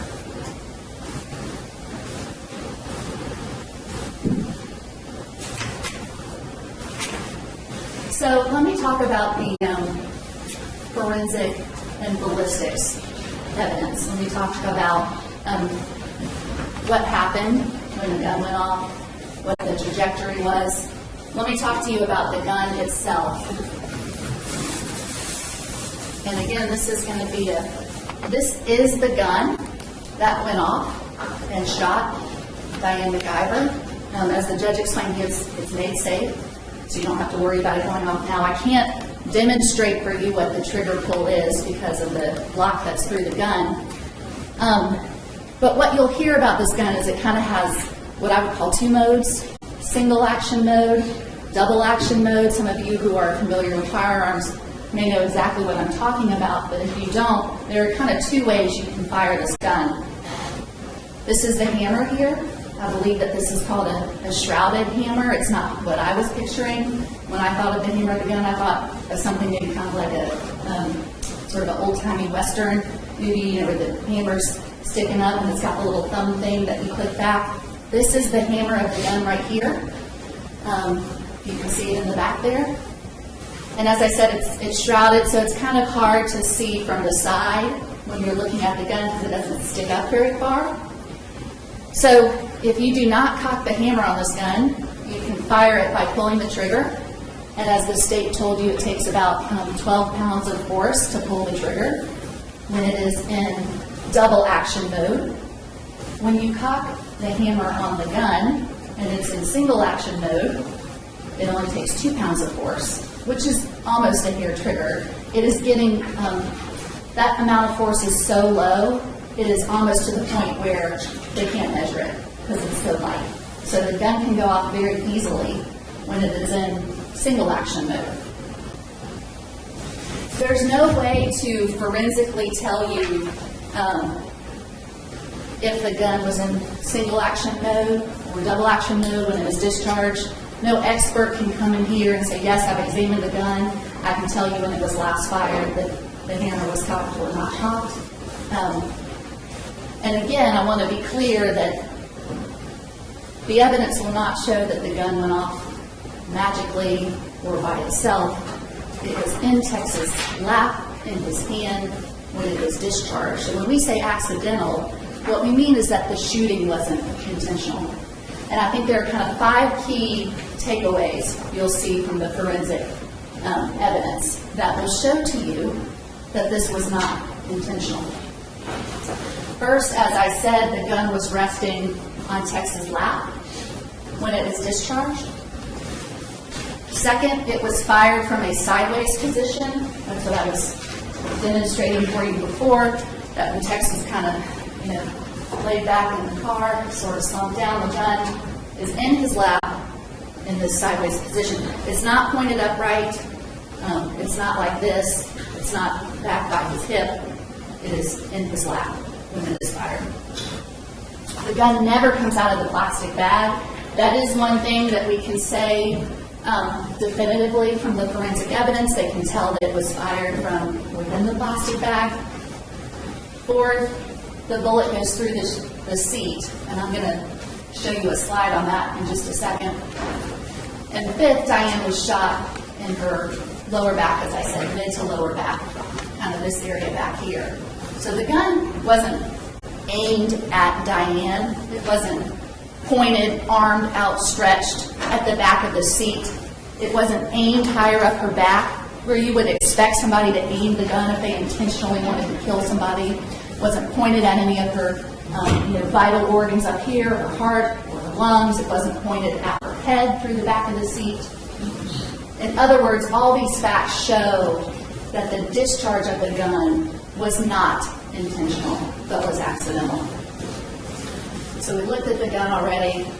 So here is what's shown in these pictures is the passenger seat of the Expedition.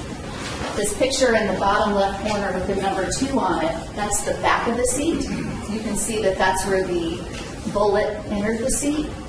This picture over here on the right, and I hope you all can see it, shows you that there's a lot of kind of mechanical workings on the inside of the seat. I think those relate to maybe the seat heater or maybe the motorized seat. I don't know. But the point is that this bullet passed through all of that before it came out of the front of the seat, which is that top left corner where the number 3 is.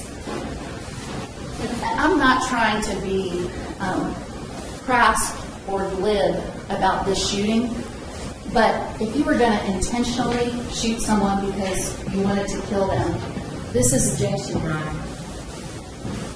Argument.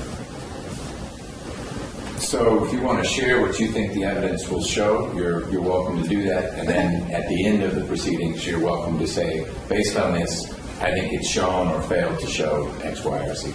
The evidence is going to show to you that it would be just as likely that this bullet might strike the mechanical workings of the interior of the seat and deflect, maybe come back and hit Mr. McIver, maybe go through the seat but deflect and go off at a different angle, go through the radio, go through the side of the car. The evidence is going to show you that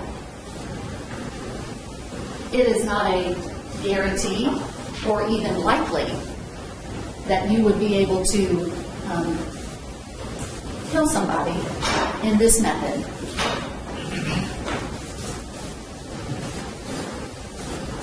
And that's why the shooting was accidental and not intentional. Most importantly, there was a witness who was Diane McIver's best friend. Danny Joe Carter had known Diane McIver for a long time before Tex McIver met Diane. The evidence will show that it's inconsistent with an intentional killing to shoot Mrs. McIver in front of her best friend.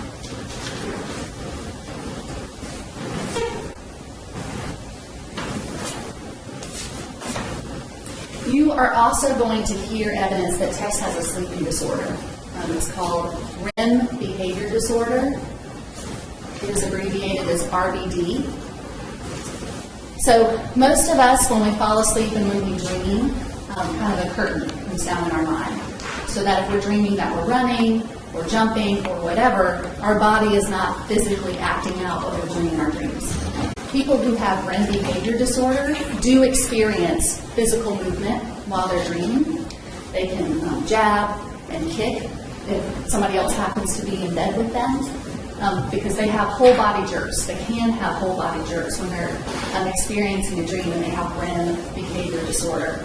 Mr. McIver has a well-documented history, going back more than a decade, of having REM behavior disorder. And I expect that you will hear evidence about that. I expect you will also hear about something called confusional arousals. And I'm not going to get too far into the details of that with you, but confusional arousals are also sometimes referred to as sleep drunkenness. It's when somebody is startled awake and they are disoriented as to where they are, and they act in a way that doesn't make sense or is inappropriate, maybe even violent. And most importantly, when somebody has experienced a confusional arousal, they can have amnesia, which means they may not be able to recall what exactly happened when they were woken up from their sleep. So I expect that you will hear evidence about that. So let's talk about finances, because the state spent quite a while talking to you about the finances of Mr. McIver and Mrs. McIver. So Tex is 75 years old today. He was, for a very long time, a lawyer and a partner at Fisher & Phillips. It was always part of the plan as he was getting older that he would retire. And it was also something that happened to him, which happens to many, maybe most lawyers as they get older and they start to slow down in their work, that he switched from something called an equity partner to an income partner. I don't remember exactly the date when that happened, but it was sometime in the years before 2016. So kind of the important takeaway from that is equity partner means generally you're making more. Income partner means you're still making a good salary, but you're not making as much as when you were an equity partner. And so I expect that you are going to hear from witnesses from Fisher & Phillips that it is very normal and usual as lawyers advance in their career and they start to get towards retirement age, that they start to slow down, that they change from an equity partner to an income partner, and eventually retire. I also expect that you will hear that Tex remained an equity partner for much longer in his career than most attorneys usually do. At the time he announced his retirement, which was in 2016. So it's not that he lost his job at the firm or he lost some status at the firm. This was part of a plan of his to retire as he got into his 70s. That he still had a big book of business, which essentially means that he had clients who were sending their business to the firm, generating quite a bit of money for the firm. Those clients were very loyal to him. This was in 2016. So Tex planned to retire from his firm. We absolutely agree that Diane was making more money than Tex. I think the evidence will show you that as his income was kind of going down over the years, that hers was either staying the same or going up. And yes, he was relying on her income every month. In part, she was contributing to expenses at the ranch. And I'll talk a little bit more about the ranch in a second. I think the evidence will show that it is inconsistent for Tex to want to cut off that flow of income from Diane McIver, because that was something that they had planned for. And the plan was that they were going to pay off the debts so that as Tex got into retirement and he no longer had that income from his law firm, they wouldn't have any debts to pay and they could live off of that retirement income they had planned for.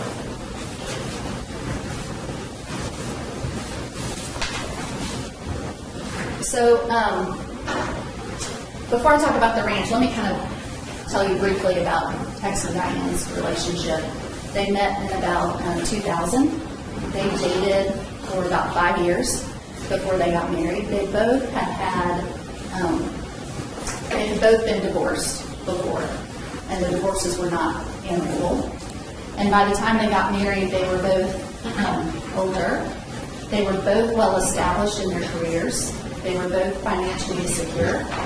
So when they got married in 2005, the way that they chose to handle their finances was by keeping things separate. And as the state told you, Diane McIver paid for certain expenses, usually the ones related up to the condo and Atlanta. And Mr. McIver had things that he paid for. Doesn't mean that they didn't kind of jointly contribute to things that involved both of them. Mr. McIver had owned the property out in Eatonton before he met Diane. But when he met Diane right before they got married, she came to love the ranch too. That's what they called it, the ranch. And so she contributed financially to making improvements on the ranch before they got married and after they got married. For example, after they got married, she liked to have the flowers changed out twice a year. So that's something that she would use her money to do. And when they got married, Mr. McIver changed the deed on the property so that instead of it being solely in his name, it was now in both their names with rights of survivorship, which meant that if one of them died, the other one would have the deed to the ranch all by themselves. The same was true for Tex. If Tex died, Diane would have the ranch all in her name. If Diane died, Tex would have the ranch all in his name. So in 2011, there is this note that is secured by the ranch for $350,000. Tex made payments on the note. Yeah, we agree that you'll see that the note says it's due in either 2013 or 2014, I can't remember. He didn't pay off the note by that point in time, so they renewed the note. They extended its due date out to 2017. And while they had this document that seems businesslike and rather formalistic, don't forget that these two individuals are in a marriage. It's not as if Diane said to Tex, or was going to say to Tex, oh, you're late on your payments for 2 months. I'm going to foreclose the ranch and take it from you. I mean, they were married. They were in a loving relationship. This was something that they worked through together. And the evidence will show you that in 2014, they agreed to extend the note out a little bit farther.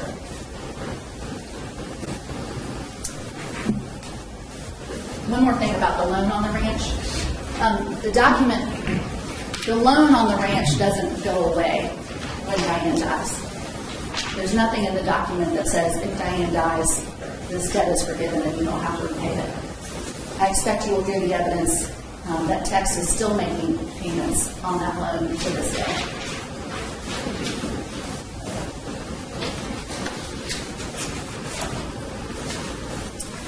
We don't dispute that both Diane and Tex were contemplating making changes to their will. They both had a will that was drafted and executed in 2006, which was executed either before Austin was born or it was executed at a time when he had just been born. So he hadn't really, he was in their lives, but they hadn't developed that close connection with him that they both developed as Austin got older. So Austin is their godson. They both loved him dearly. It's not as if Austin was only Diane's godson. Both Diane and Tex treated Austin as if he was their own child. They both loved him dearly. They both wanted to provide for him in the event that either one of them died. This is not something that Diane was contemplating doing all by herself. And that's another reason why Tex would not intentionally shoot Diane, because he knows that Diane loves Austin, and Austin loves Diane dearly, and he would never take her away from him.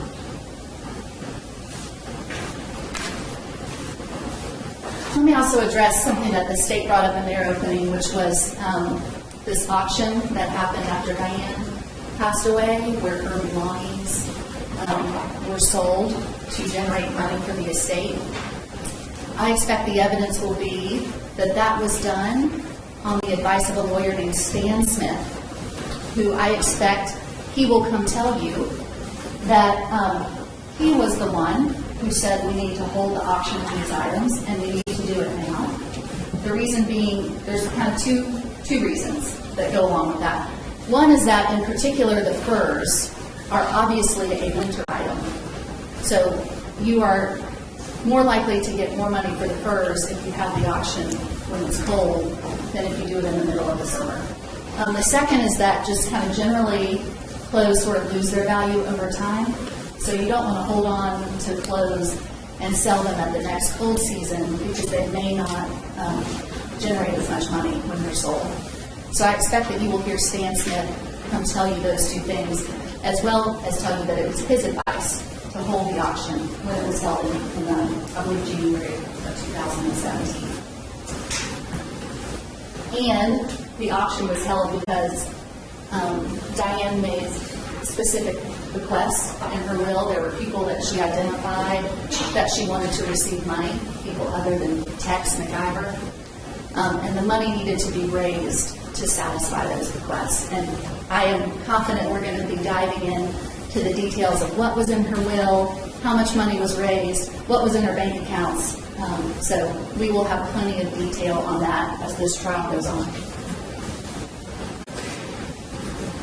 And while I am on that point, the state's opening spent a lot of time talking about what Mr. McIver did do or didn't do. And I think the evidence will be that there's not some sort of playbook or set of ways that somebody is supposed to act when their spouse has died suddenly and violently, and probably even worse, that your spouse has died at your own hand. I can't imagine anything more traumatic that could happen to an individual. And if there was a certain way that Mr. McIver was supposed to act, well, I don't know where that's written down.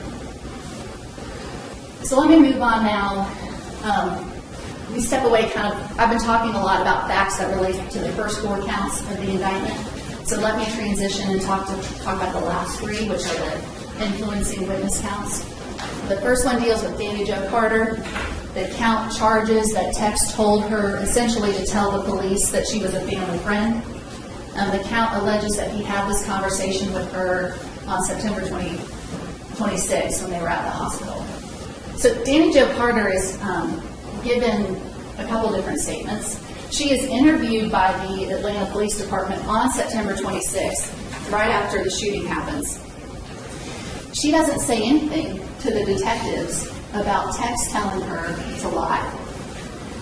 And first of all, just the idea that Tex would tell her, hey, you should tell the police you're just a family friend, doesn't make any sense at all, given that A, they're on camera when they pull up to Emory Hospital. It's clear that Tex is not driving the car. B, it's clear that there's no way Diane could have been shot in the back by Tex unless he was sitting back there and somebody else was driving the car. So it just doesn't make sense that he would go up to Danny Joe and say, hey, why don't you just tell him, you just showed up and you don't know what happened. But on September 26th, I think the evidence is going to show that she is specifically asked by Detective Smith, did you and Tex have a conversation about what to tell the police or what not to tell the police? He's giving her an opening. He wants to know. She says, Tex said he hated for me to be drug into this mess. She doesn't say anything about Tex telling her to lie or Tex telling her that she's a family friend. When she's interviewed again on September 27th, she doesn't say, hey, by the way, I forgot to tell you something yesterday. Actually, Tex told me, I needed to lie to you all. She doesn't tell her husband that Tex told her to lie. Tom Carter says that Danny Joe said, Tex said, I hate to see you caught up in this, which is consistent with what she told the police on September 26th. It's only much, much later, and I'm not sure if it was weeks or months later, that she tells the DA, oh, Tex told me that I could lie. So that count fails. You're going to hear this voicemail to Tom Carter. I put the date of October 4th up there. I may have written that wrong, maybe that it was on October 6th. Whatever the date is, you'll hear this short voicemail that he left for her, for Tom Carter. But you've got to put it in context with the timeline of events that had happened.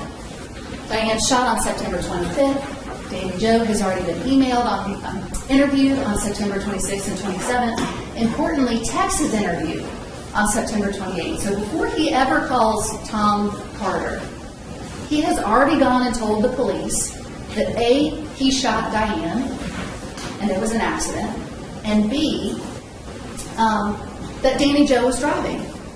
So why on earth would he then call Danny Joe through Tommy Lee, her husband, and say, you need to now change your story? He's already told the police exactly what has happened. And by the way, there is nothing that Danny Joe said to the police that hurts Tex. She tells the police this shooting was an accident. She tells the police that Tex and Diane had a wonderful relationship and she was jealous of it. So why on earth would he call her up and say, now you need to change your story? That count fails. So let me talk about Bill Crane briefly. As the state said, Bill Crane is somebody who was sort of a PR spokesperson for Tex in the kind of days and weeks after Diane died. Bill Crane puts out this statement to the media and says, Tex said that there were Black Lives Matter protesters in the area of Edgewood at that exit, and that's why we got the gun out. This statement was not meant to inject any kind of racial bias or racial animosity into this case, but the press latched onto it, sensationalized it, probably to sell some papers. And so Tex started getting a lot of blowback for the Black Lives Matter comment from the community and from friends. Bill Crane will tell you that he was getting a lot of sort of testy communication from Tex's law firm. They were telling him things like, you need to take our name off your web page. So that's the context of this statement. And don't forget that September 26th, what time we're dealing with. On September 23rd, that Friday before Diane died, there was a Black Lives Matter protest at Lenox Mall, right across the street from Tex and Diane's condominium. There had been other reports from all around the country that summer and that year about Black Lives Matter's protests, some of which had gotten violent. But there's two important things to remember about Bill Crane's statement and why this count has got to fail. First, as I said, Bill Crane was the PR spokesperson. There was no reason that Tex would ever think he was interfacing with law enforcement. Objection, Your Honor.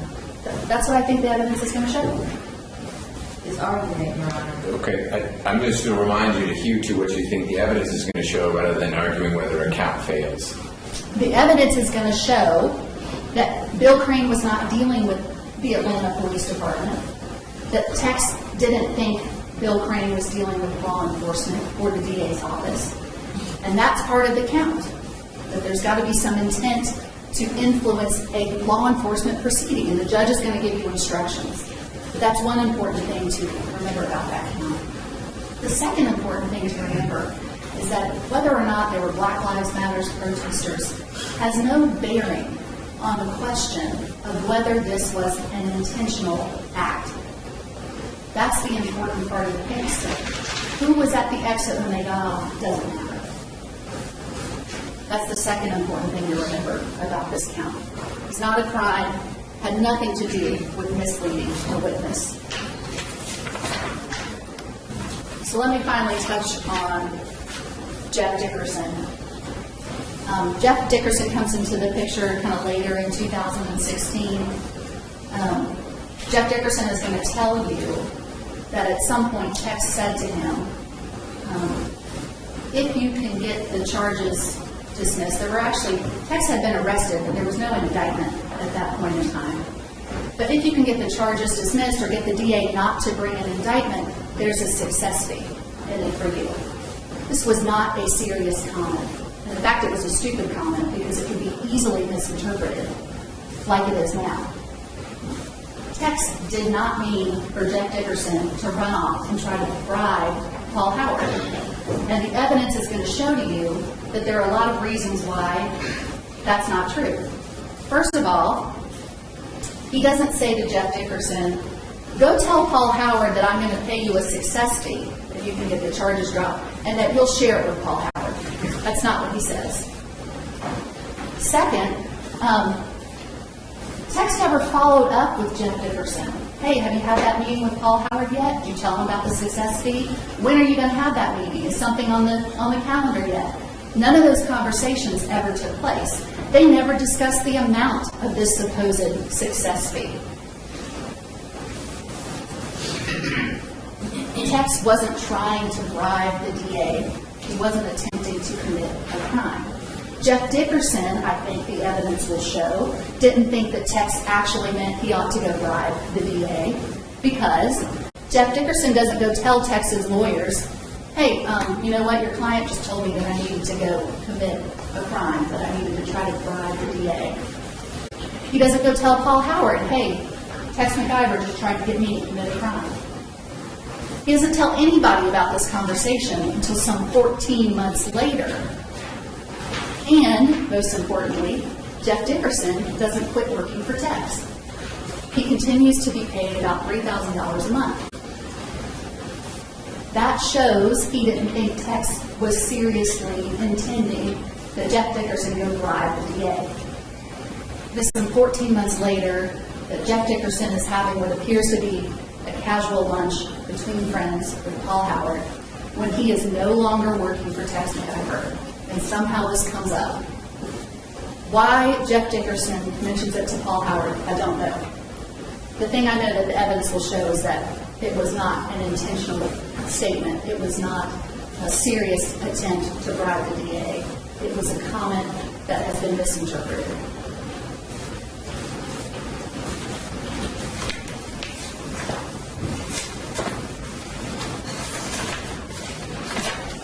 So finally, let me just wrap up by telling you I think the evidence is going to leave you with some key questions that you're not going to be able to answer. And if you can't answer these questions, you can't conclude that Mr. McIver intentionally shot Diane. Objection, Your Honor.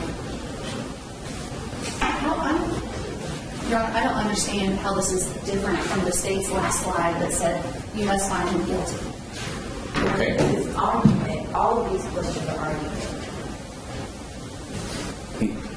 Why don't you just share with the jury what you think the evidence is going to show? You've cast it in the form of questions, and then you can wrap up.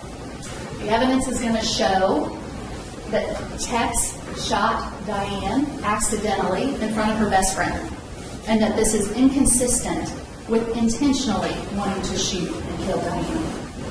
The The evidence is going to show that when the gun discharged, they were by Piedmont Park, not somewhere out on I-20, not out in Putnam County, where the ranch is, where it's remote and there's no hospital nearby. The evidence is going to show that the gun was held sideways, that it was shot through the plastic bag, as I said, that it was shot through the car seat, which had all the interior mechanical workings, that the evidence will show the bullet could have been deflected or slowed down or come apart. The evidence is going to show that the gun entered Mrs. McIver's back in her lower to middle back. And then finally, the evidence is going to show that Tex was relying on Diane's substantial cash flow and income every month, and there was no financial reason for him to cut it off. The evidence is going to show to you, ladies and gentlemen, that Tex loved Diane and Diane loved Tex, that she was his best friend, and that he would not intentionally kill her. He did not intentionally kill her. He did not murder her, and he is not guilty. Thank you. Thank you, Ms. Clark Palmer. We're going to take a quick break. This will be our first break, so we'll see how that process works. The breaks are always as long as you need them to be. They may end up longer if we're working through things. We're not working through anything yet because we're just about to start with witnesses. So what we're going to do, I'm going to have Deputy Murphy check to see if sort of a 7-minute-ish break, so we're starting at, it'll be 11:15 on that clock, is enough time. And if it's not, you're not done with what you need to do, you just tell Deputy Murphy and you get more time. But as soon as you are ready, at least with this break, we'll be ready. There'll be times when we're not ready, even though you're done, because we're working through a motion or who knows what. You mind taking a seat? Thanks. We'll see how all that flows, and we'll start to get a rhythm with things. If there are issues with what's going on back there, they're out of toilet paper, you're out of water, anything like that, let one of us know, and we'll address it. I do need someone to move this monitor so our jurors, we don't get a civil lawsuit flowing from this. So if you can step around and gingerly do so, but that someone's coming up right now to move that monitor out of the way. And we'll get you back in here 5-6 minutes, if that's enough time for you all, and start with witnesses. Thank you. All rise for the jury.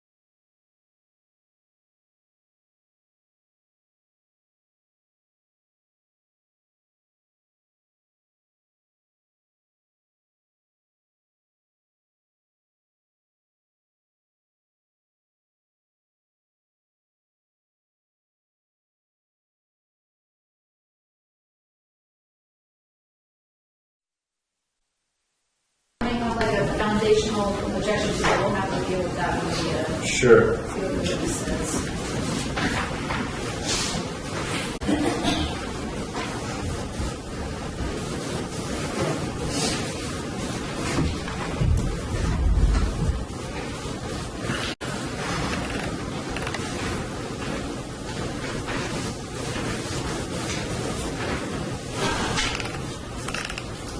And then 130, Your Honor, is just a handwritten note.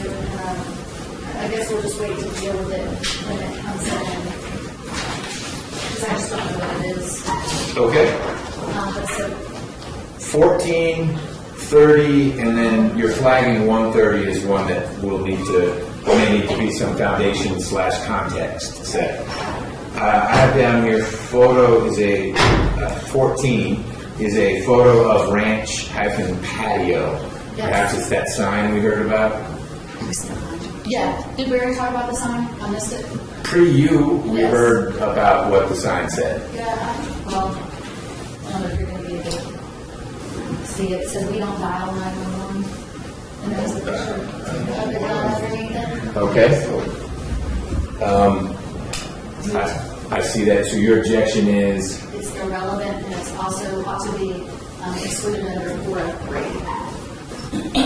okay. Mr. Rucker?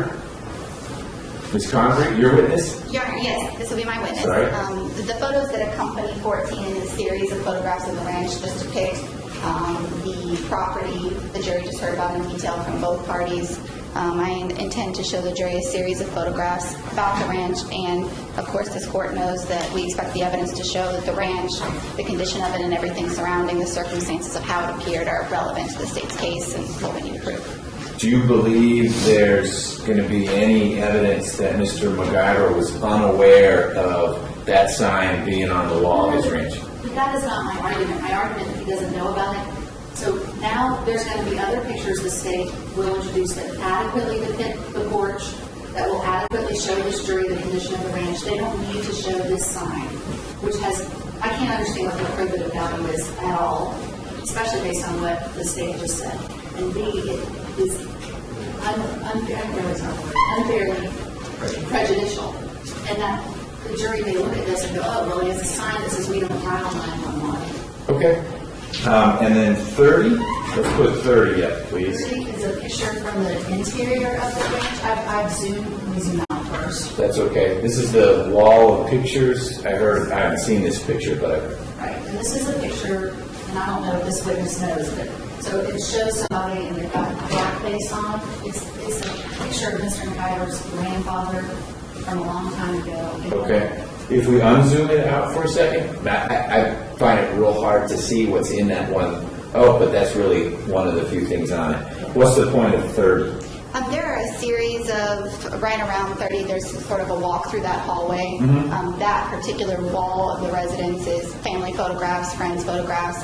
I intend to discuss with the witness sort of the layout of the ranch and how it is, each portion of the house is sort of decorated and arranged in detail. I don't intend to make any specific comment about State's Exhibit 30 or zoom or focus on that. It's Is there something particularly relevant to the state's presentation to that ceiling corner of that hallway or room? all of these photographs just depict the ranch as is. Okay. That the guests and friends of the family would observe the ranch in. Got it. And on 130, you're going to lay some foundation as to relevance, provenance, etc. Yeah, I haven't marked it in this particular witness's folder because I intend to ask her questions about a conversation. This is a sort of photograph of a handwritten note that the defendant wrote. I do not intend to tender it with this witness, but should it become relevant, I wanted to have it marked for her. Okay. Well, we'll see how it plays out. It was something that was agreed. It's from the document, it's from the log, from the boxes, and this was in the first series of documents that we actually agreed on. Okay, great. I will allow 14 to, assuming there's a foundation laid for it, to be admitted and published with the jury, to the jury. I will not allow 30 to be presented to the jury, so I'd just skip over that. I don't think we need to renumber anything. Yes. It'll just be you're presenting her a stack of photos, just 30's not in there, and we're not going to use 30 unless something really changes about what we're talking about. While I have the court without the jury in here, I will just make an announcement in the record. I do intend to tender 2 photographs that contain images of Austin's Wall, who of course the court knows is a juvenile. It states Exhibit 4 and 5. I do not intend to publish those to the jury. Okay, so they'll be admitted, ultimately then they go back with the jury, we can work through that, but they will not be published. Yes, and we may publish to the jury sort of privately, but I should have clarified, but I won't be projecting for media purposes because of the child's age. Okay. Anything else, Ms. Clark Palmer? Are you going to have to do everything in this case? Anything else before we get started? No? Okay, let's bring the jury in, please. Yes, Judge.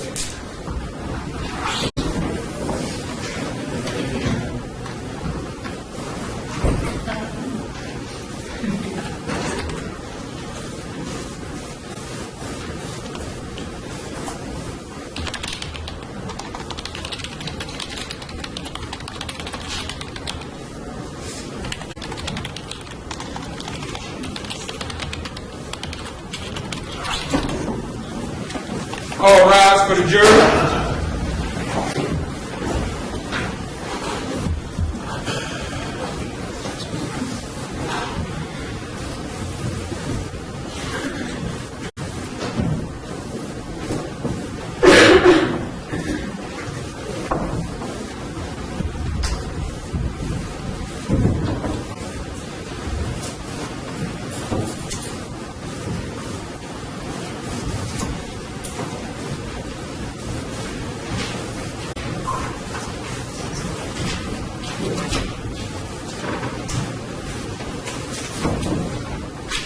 All jury members are accounted for, Your Honor. Please be seated. Thank you, Deputy Murphy. Welcome back, ladies and gentlemen. I'm going to give you B- for switching seats, but some of you did a good job of sitting somewhere different. We are ready to begin the state's presentation of its case. During this break, it ran a little late, not because I forgot about you, but as I forecast, something did come up, and we needed to discuss a few items so that when the witness is in here, we have fewer potential interruptions. There may well be objections and whatnot, but the attorneys did a good job of saying, here's something we're concerned about up front, and we worked through that. The witness that it sounds like the state's going to call is going to take longer than we have before we break for lunch. We're going to break for lunch at about 12:30. I have to go to a meeting elsewhere in this building. So that's our hard stop. We'll start getting a sense for how long you all want for lunch. I want to respect your need to get away and recharge, but a 2-hour lunch will mean we have a whole lot less time in court. A 45-minute lunch means we have more time in court. So we'll see what works for you all in terms of getting someplace where you actually want to eat the food and getting back here and being ready to go. But expect that we'll stop right about 12:30 for our lunch break, and then we'll get back in action after that. So, the state will call its first witness, please. Yes, Your Honor. The state calls Ms. Janie Calhoun. Janie Calhoun.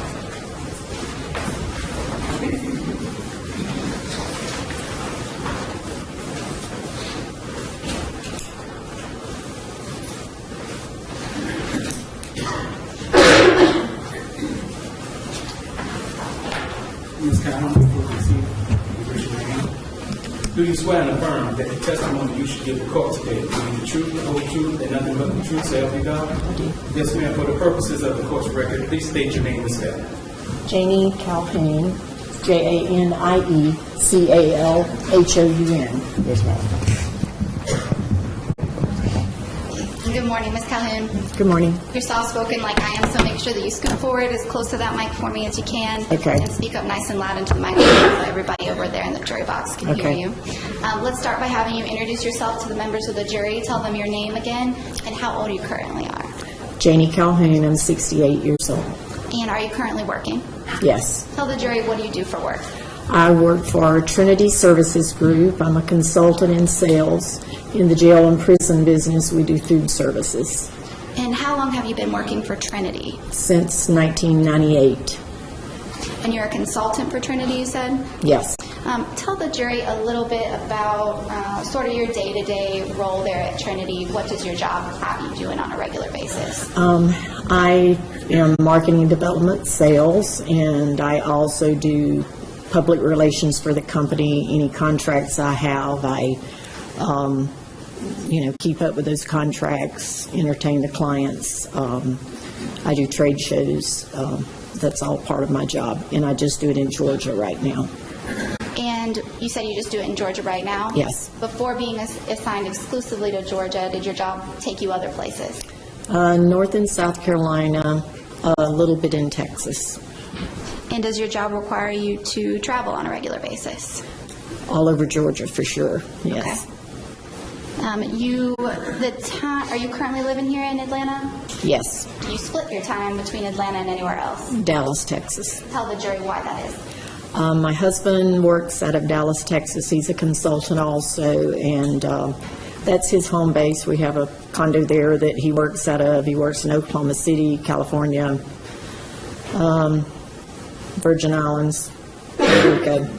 And how often is it that you are actually in Dallas?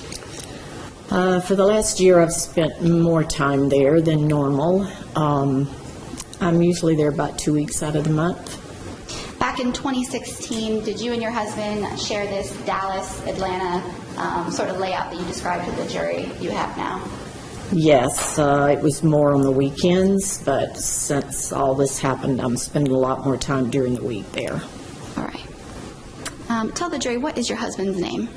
Leslie Ball. And how long have you all been married? We've been married 10 years. We've been together 19 years. I want to start on this morning by telling the jury was Diane McIver to you? Diane and Tex lived in the condominium next door to me, and we became really good friends. She was like a sister to me. We spent an awful lot of time together, so we were back and forth to each other's condo a lot during the week.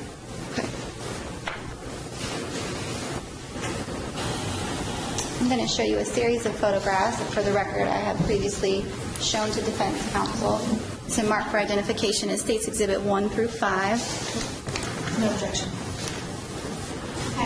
You may. Both sides have continuing authority to approach witnesses to share exhibits and whatnot. Ms. Calhoun, I'm going to have you take a look at States Exhibit 1 through 5. Let me know if you recognize those.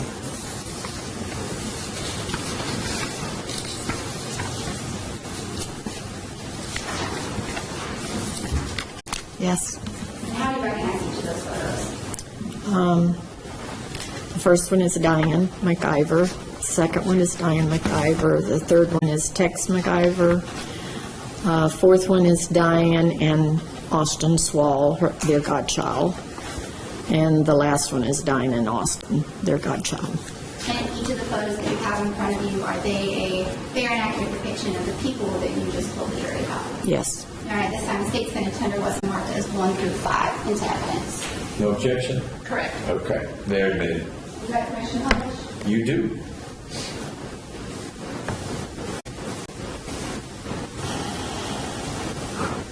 Tell the jury who is in State's Exhibit 1. Diane McIver. And you told the jury that the two of you were like sisters.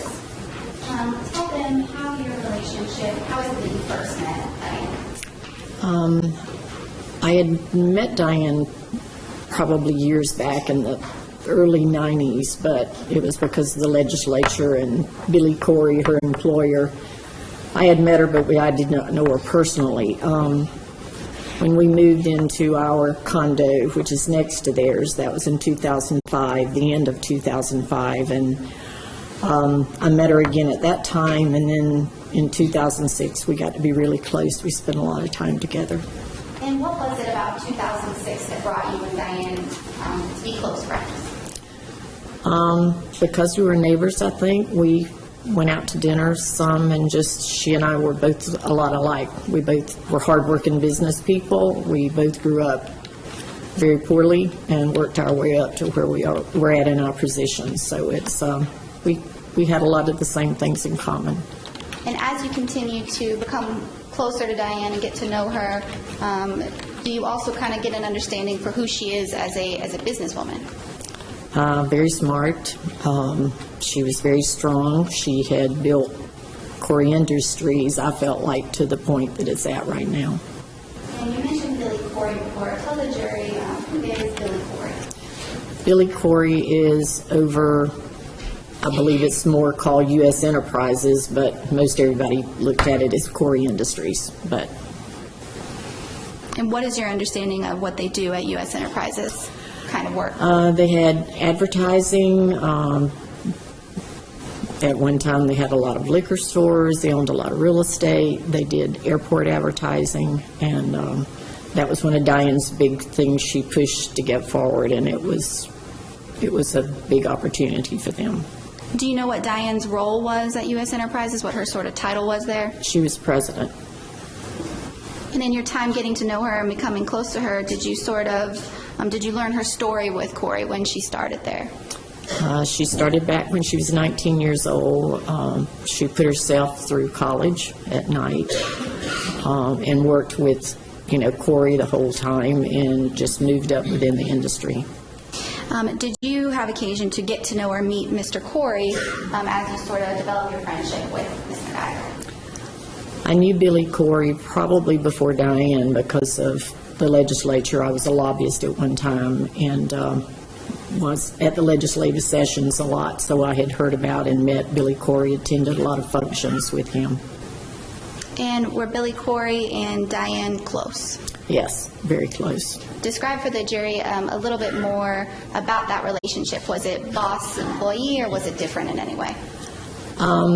It was boss-employee, but Billy came over to her condo a lot during the week, especially after Austin, their godchild, was born, and Billy loved being around Austin too, so he would come over a lot at night and have dinner and see him when Austin was there.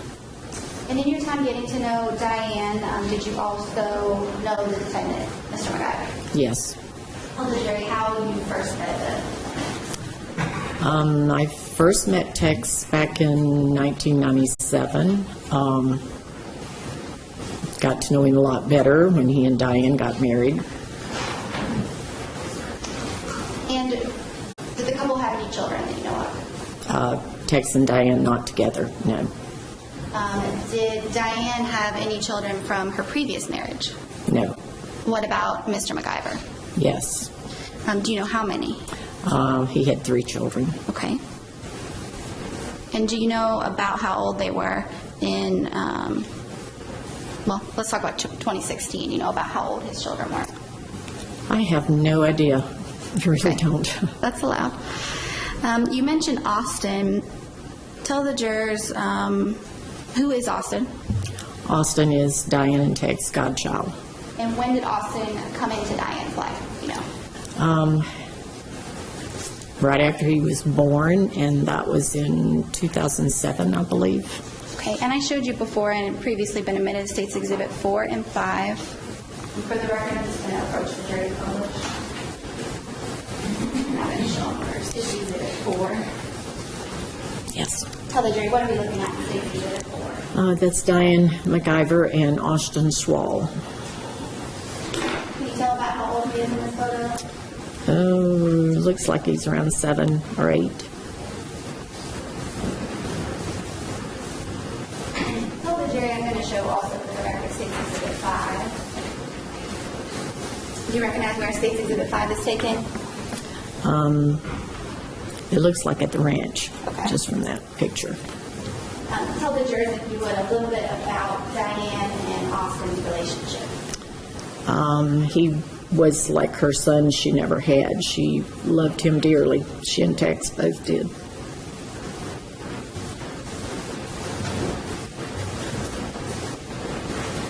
In your time with Diane and becoming close friends with her, about how often during a regular week would you say that you saw Diane? At least 2 or 3 times a week. And how often would you see Austin there? He was there at least a couple of times a week, sometimes more than that. We just showed the jurors a photograph that you described as being taken at the ranch. Tell the jurors, when you say the ranch, what are you talking about? It was in Putnam County. It was a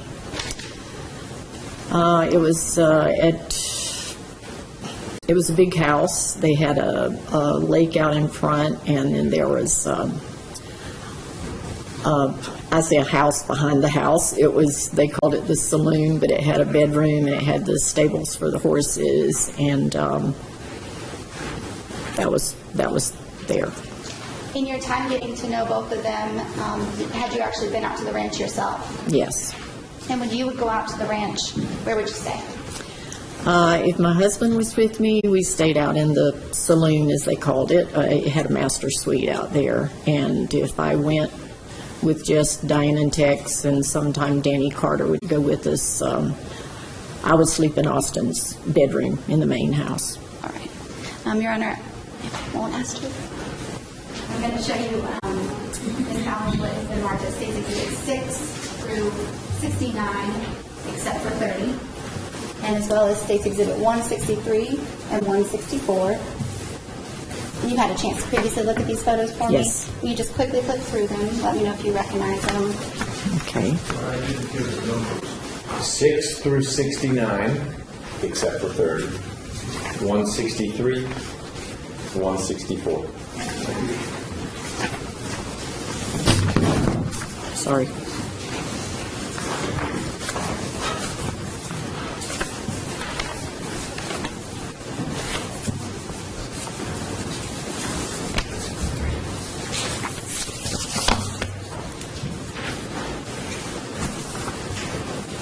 Is there a supplemental exhibit list, or I should just, this goes to 161? Yes, Your Honor, we will have supplemental. Okay, great.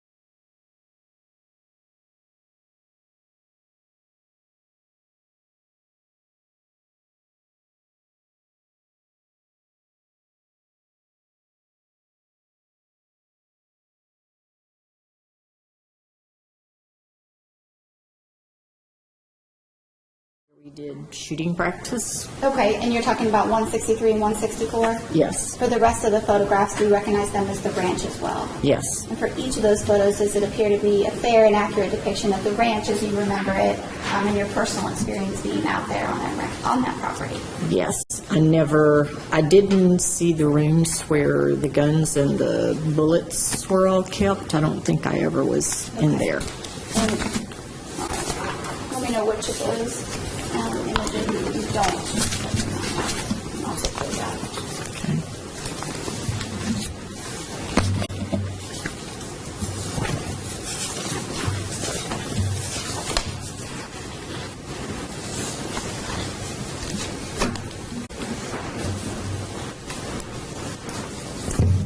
Oops.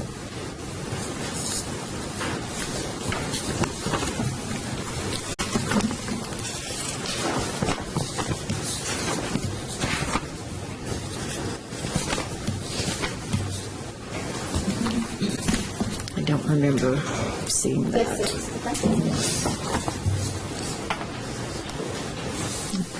Never saw that.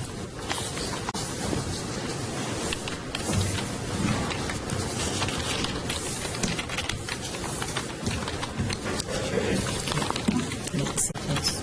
The rest of these photographs that we're talking about, are they a fair and accurate depiction of the ranch property as you personally remember it? Yes. All right, and Your Honor, I'm going to tender as previously marked, except for State's Exhibits I might have gotten them out of order. 53 through 68. So 6 through 52, except for 30, and then 69, 163, and 164. Exactly. Okay. We talked about one of those images outside the presence of the jury. You preserved that objection. Anything else? I was going to have an objection, but I think we have dealt with it. I'm just confirming.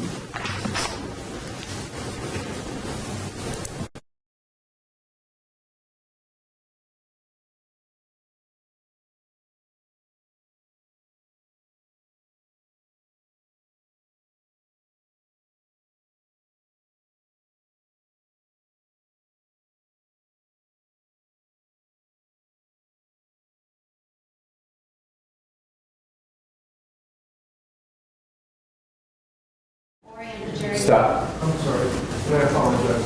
It's very difficult for us to hear over here because witnesses behind the court's bench. Sure. I'll lean forward. Is that better? Thank you. Sorry, I have a soft voice. Okay. All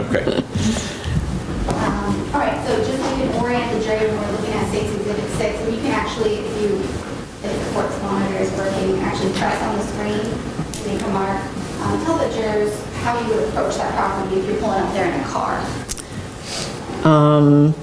To the left of the white fence, there's a cement driveway that goes into the drive where the house is. So on the far left side of the image there. Yes. Exhibit 7. What do we see in State 7? Yes, that's the driveway coming up to the house, and where the cars are parked out front, there's like a circular drive, and then to the left, it's where the car garage is. Do you see the circular Yes. drive you're talking about in State Yes. 7? And this, the house that we're looking at in State's Exhibit 9, is that what you're sort of describing as the main house? Yes. State's Exhibit 11. That is the driveway if you would be coming in or leaving the house. It's coming around the circle is where it is. And then there's a walkway that goes down to where the lake is. And is the lake, sort of what you see there as you approach the property on the front? Yes. Are there any other bodies of water on the property? Yes. There's a lake behind the saloon house. And for the jurors who haven't been out there, how would you describe the saloon? It was more an entertainment, I guess, and for their guests to stay in. It had a big, entertainment area with TVs, and then upstairs there was a master bedroom, and I think there were 2 more bedrooms. And where is that in relation to the main house that we just looked at? It's exactly right behind it. There's a pool in between and a little walkway over to that house.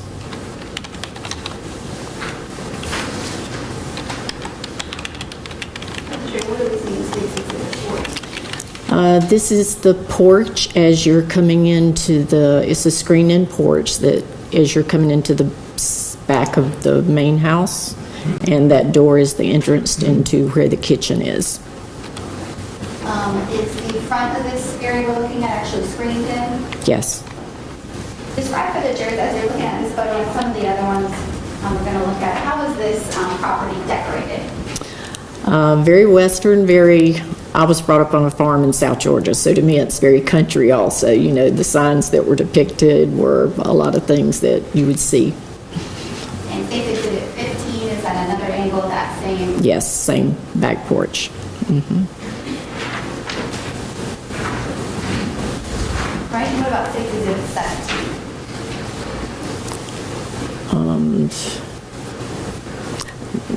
That's still part of the screened-in back porch. It goes out to where the pool is, behind the main house. The water that we see in 17, is that the pool you're talking Yes, yes it is.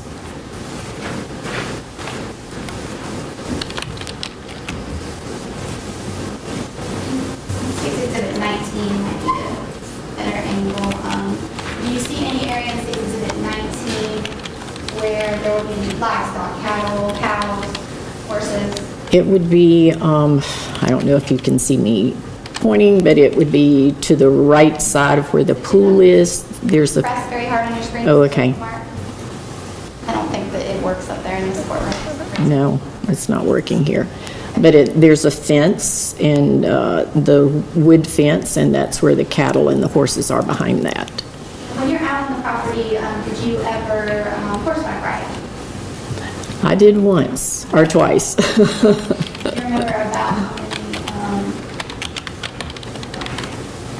you remember how many horses were on the property?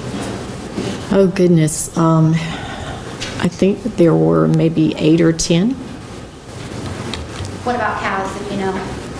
Oh, there were a lot of cows. I have no idea, but a lot. And a lot of baby calves, yes. Do you have an idea, as you sit there, about the size of the property, about how big it was? I think it was around 75 or 80 acres, I think. What do we see in States Exhibit 20, just for the record? I'm sorry? What's in States Exhibit 20? That's the dining room in the main house. Okay, and States Exhibit 22? That would be that was their den area. It was right off the kitchen. Also the main house? Yes. What about States Exhibit 25? This looks like Austin's playroom, which probably would have been a sitting area if a long time ago before Austin came along. But that was his toy room. Okay, where in the, if you're walking into the front doors of the main house, where is the playroom? It's on the left-hand side as you walk into the front door. And States Exhibit 26? This is their den living area that looks back into the kitchen in the main house. So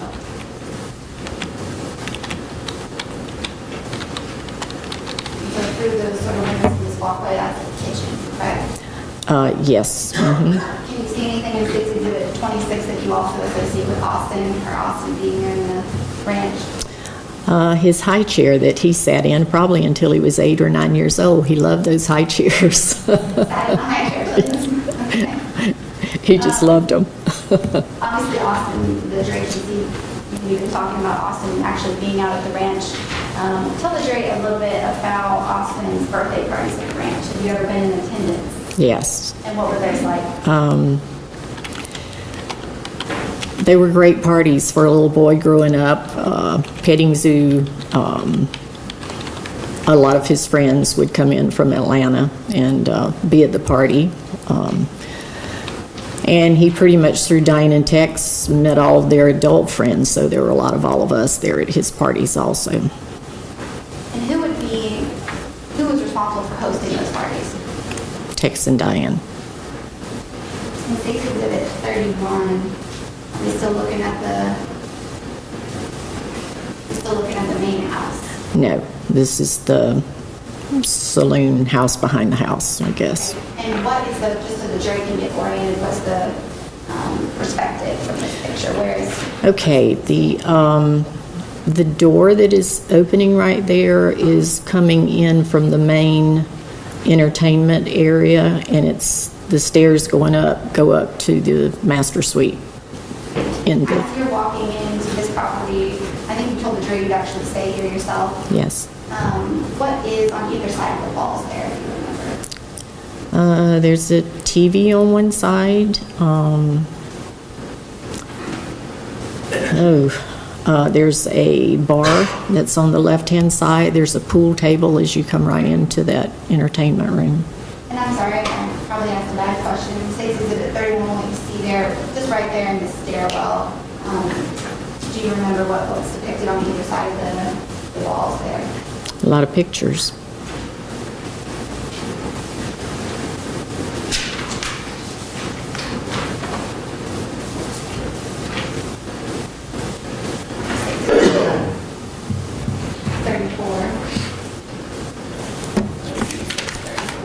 Maybe I just need my glasses on.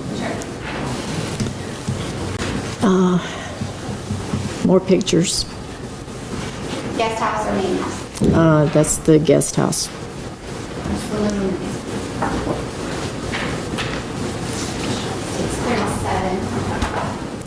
37. This is more where the stables and where all the working tools for the ranch were kept. Horses out here? Items for the horses were there, but the horses were mainly outside.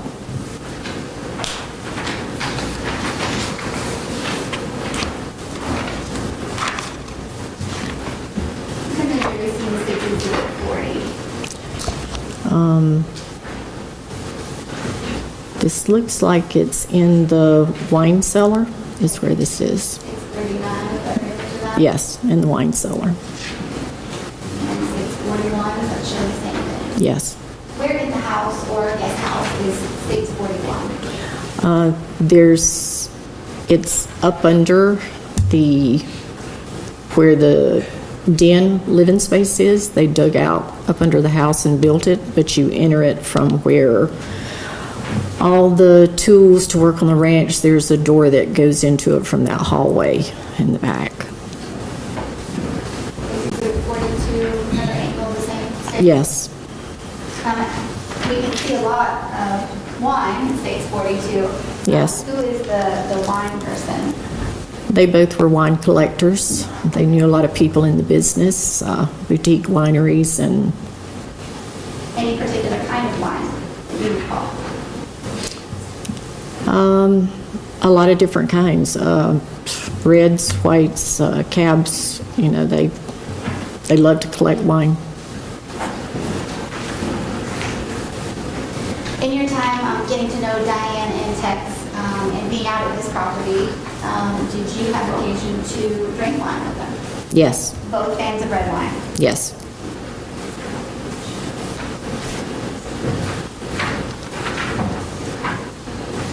Outside on the property,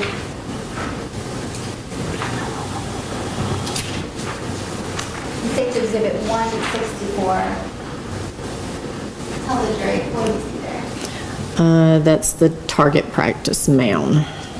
And where, if you're coming up that front drive there and we're sort of looking at the main house in that circular area we talked about, where is this in relation to that? It's further back on the property, back in the woods, in the property Have you guys itself. been out there yourself? Yes. Tell the jury what kind of goes on at the backside of the property where this mound is. We would practice target shooting, either with plastic containers out there, or we had the target shooting, just, I don't know what you call them, but anyway, we would see how close we could get, I guess, to the dots on that. And in your time out at the ranch, had you actually been out there to target practice or shoot with Mr. McIver? Tex and Diane both were there. In your time getting to know the couple and being friends with Mr. and Ms. McIver, did you have the occasion to see Mr. McIver have and use handguns? Yes. About how often would you say? We didn't go target shooting every time I was there, but maybe if I was there once every couple of months, we would do it. I don't know if they did every weekend, but we would go target shooting when I was there. And in your time target shooting or being with the couple while there's handguns, would Austin sometimes be around? A few times he was there, yes. And were you able to hear Mr. McIver talk to Austin or anyone else about gun safety? Yes. Tell the jury about that. He was always very cautious with all of us, making sure we held the guns down after we shot. Of course, I had never shot a 9mm, so I had problems with my hands pulling the revolver thing back, but he would load the gun for me. But yes, he was very good at teaching Austin all the safety, how to hold it, keep it down, don't point it up, And talk to you about safety as well. Yes. In your experience out there, when he would talk to you and assist you with loading the gun, in your opinion, was he fairly knowledgeable about weapons? Yes. Speculation, Your Honor. Calls for speculation. Your Honor, she has a basis for personal opinion on that specific issue. I'll allow it based on the foundation laid. How often would the two of you, would you say, about the same estimation that you gave to the jury before, about how often the two of you would be shooting or around weapons, you and Mr. McIver? I'm sorry, could you repeat that? Sure, kind of a weird, I asked it weird. How often would you be around guns with the defendant, Mr. McIver? About?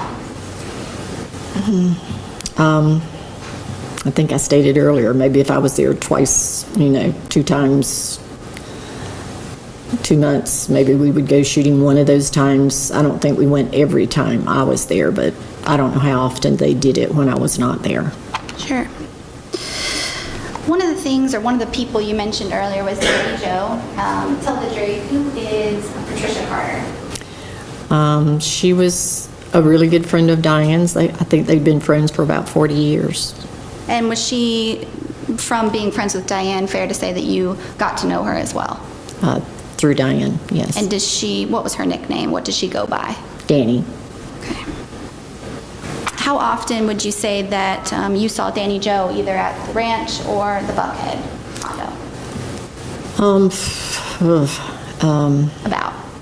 Okay, maybe once every couple of months. Okay. And would some of those times be at the ranch, or were they almost exclusively at the Buckhead property? I saw her more at the condo than I did at the ranch. I think Danny went to the ranch a lot more with her than I did. We talked about the condo, and I think you told the jury that your condos were close. Describe sort of, if you would, for people who haven't been to your building, sort of the layout of your condos in relation to McIver's. Okay. Our building is a 58 unit building. It's sort of a small, not a high-rise. It had 4 units to each floor. And Diane had put 2 units together on the right-hand side of our floor, and then there was a lobby in between. And I had a unit on the opposite side, and there was one directly across from me. And so did you all have to share an elevator? No, there were 2 elevators that came up to each floor. It didn't just come off on your floor, it went to every floor in the building. And was there a common hallway at all? Yes. Mm-hmm. I'm going to show you a series of photos that I've shown to defense, and it's going to be 60 through 70 through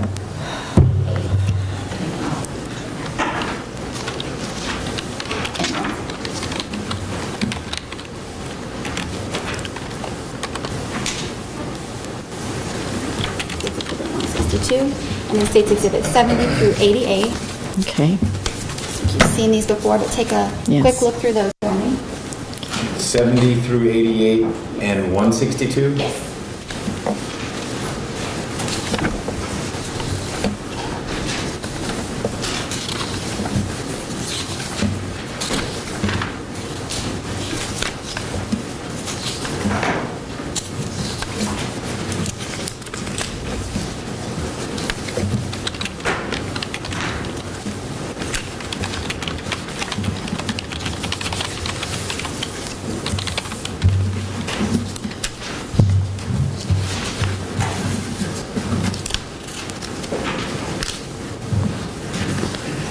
Okay. Mm-hmm. Do you recognize these photos? Yes. How do you recognize those pictures? Some of the pictures are of my unit, and some of our lobby hallway in between our units. And this one is in Diane's 2 units that she put together. It's the hallway that connects the 2 units. Okay, and because this one kind of does not go with the other, States Exhibit 88, you recognize that as well? Yes, it was Tex vehicle. For each of those images, 70 through 88 and 162, do they appear to be fair and accurate depictions of what we're talking about? Yes. All right, the state's going to tender 70 through 88 and 162. No objection, Your Honor. Those are admitted. Let's start with State's Exhibit 162. What can the jury see in 162?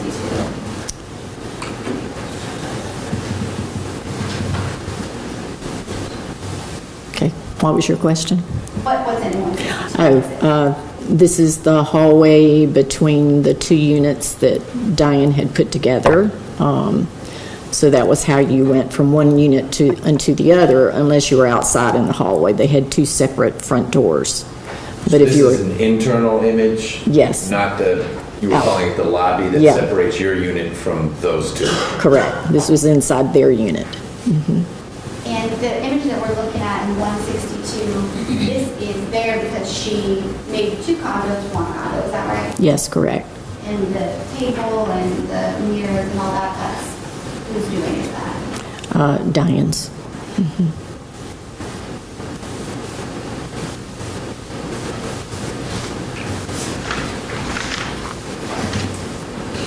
I'm going to show you State's Exhibit 73.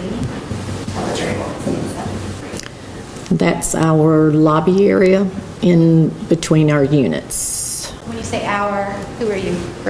Well, Diane and Tex's unit, you're seeing straight in front of you, and then the 2 elevators are the dark elevators on the right-hand side, and then the section in the middle is our lobby that separates their units and mine and another lady that lived across from me.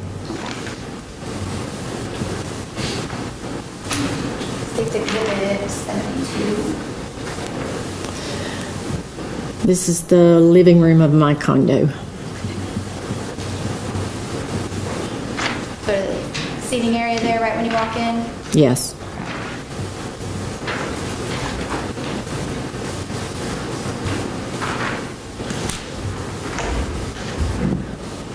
For jurors who have not been into the McIver condo, how would you describe that unit? You told us it was once 2 and now 1. How else would you describe it? The one unit on the left-hand side, if you're facing going into their units, was, I call it their main living condo. That's where their master suite was, their living area, kitchen. The unit that was combined on the right-hand side was more entertainment, big, huge TV, and it had a master suite on that side. How did parking work? We have parking levels that we pull in up under the building, and we have 2 parking spaces for each unit. I'm showing you on screen right now 83. Do you tell the jury what we're looking at 83? Okay, if you pull in to the front of our building, there's a visitor parking area that is on the main level, right as you go up under the building. So this is the parking for visitors. And you actually have an assigned level if you're... Yes, you go up through a closed gate, and we all have, there's like, I think it's 3 floors, really double floors. I guess it's 6 floors of parking. You have 2 assigned places. Is State's Exhibit 82 one of those areas or more of this area? That's still the visitor parking. State's Exhibit 88. Tell the jury how you recognize that photo. That is Tex McIver's SUV. And in 2016, before Diane passed, do you remember about where the couple usually park this vehicle? Their parking is on the top main level. They had 4 parking spots because they had 2 units. And they were parked on the main level. P3, it's called to us.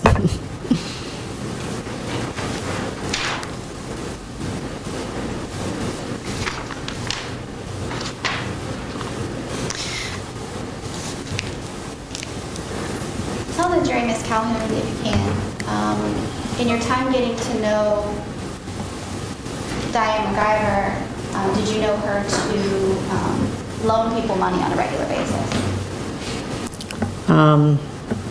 She did loan some people money that were friends or that worked for her. And tell the jurors, in Diane's terms, what was the loan? What did it mean to loan somebody money? Well, she always wrote up the loan and made sure they paid her back. And when you say wrote up, what's that mean? It was usually a paper, loan that was written up between she and the person she was loaning the money to. She did tell me that.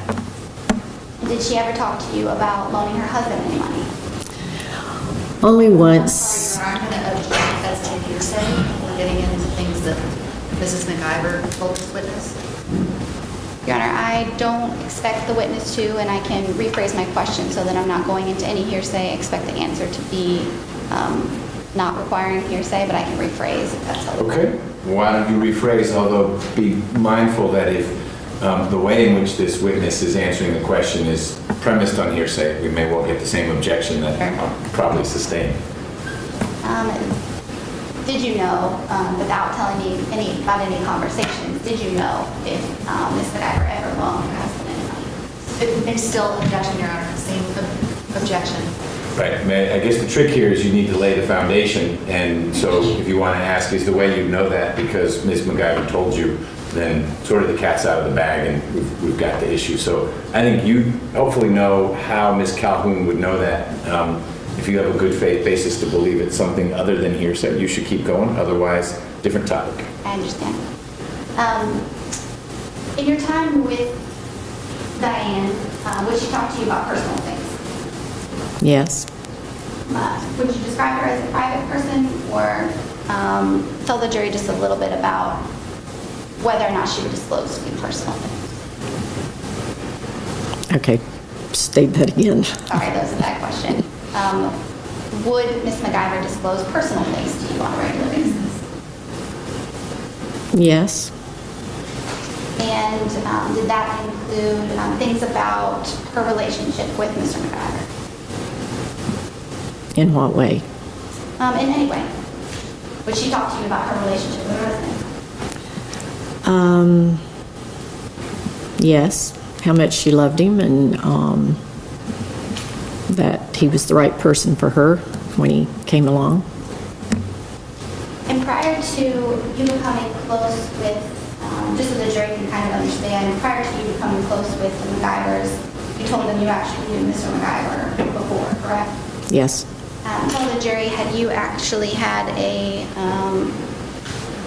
some sort of a relationship outside of just a friendship with him before you became close with Diane?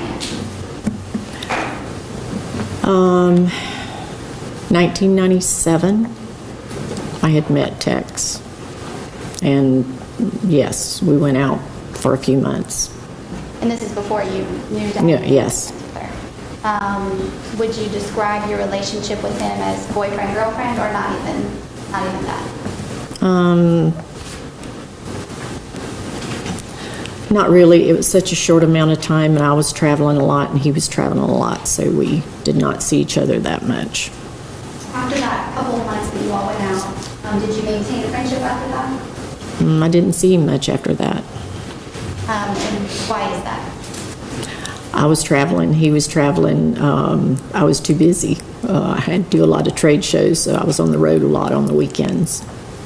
And when Mr. McIver sort of came back into your life as a friend, was it with Diane or for some other reason? It was I met him at the villas, I saw him at the villas where we lived the same weekend that I met my husband now. And the villas, were you talking about the Condominium. Show the pictures of, okay. Did, to your knowledge, did Diane know about your previous dating history with Mr. McIver? Yes, we laughed about it.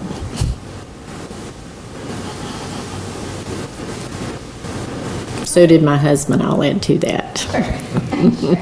Not trying to bust down anything. Tell the jurors, who is Terry Brown, if you know? Terry was Diane's assistant at Corey. And in your time being friends with Ms. McIver, would that take you out to the Corey property from time to time? Had you actually been there before? To Billy Corey's property? The company, U.S. Enterprises. Oh, yes, I had been there, yes. And your knowledge about who Terry Brown was, is that just from being out there, or did you have other ways that you knew? I met Terry, I believe I met him first at dinner with Diane and Tex and Terry through business dinner. And how would you describe Terry and Diane's relationship? She said he was the best assistant she ever had. He was very smart.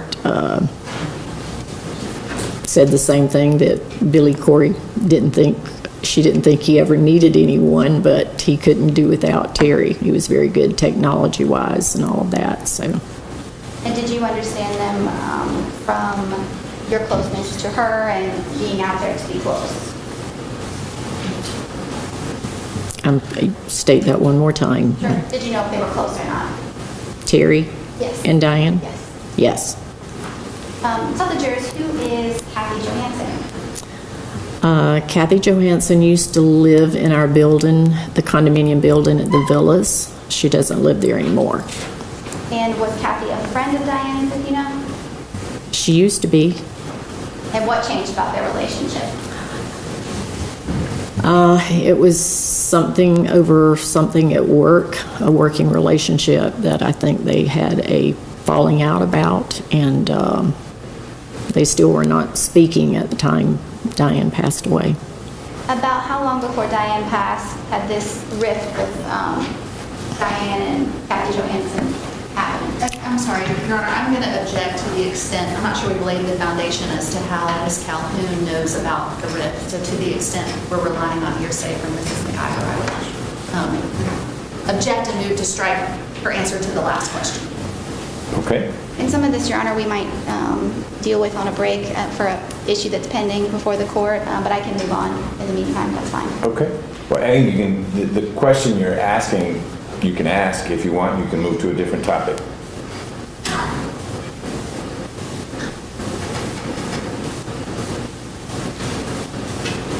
Did you have, just briefly on this issue, did you have personal knowledge of her sort of rift with Mrs. Johansson? No. I'm sorry. Okay. All right.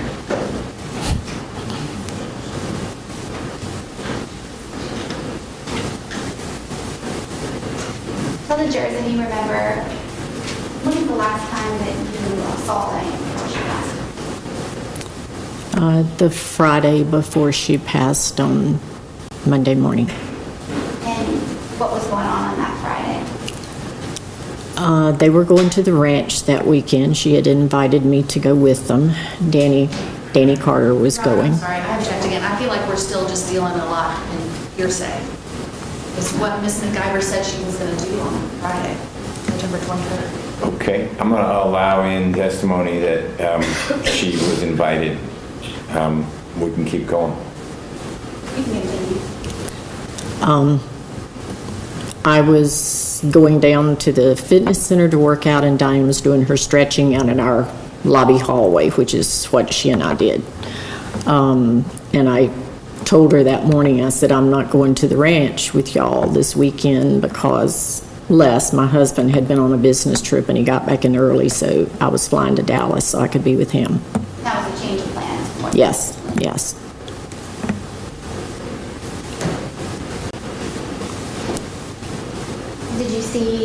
Did you talk to Diane again after you left? I talked to her on Saturday. She always, if I was in Dallas or out of town, she would call and check on me and see how I was doing.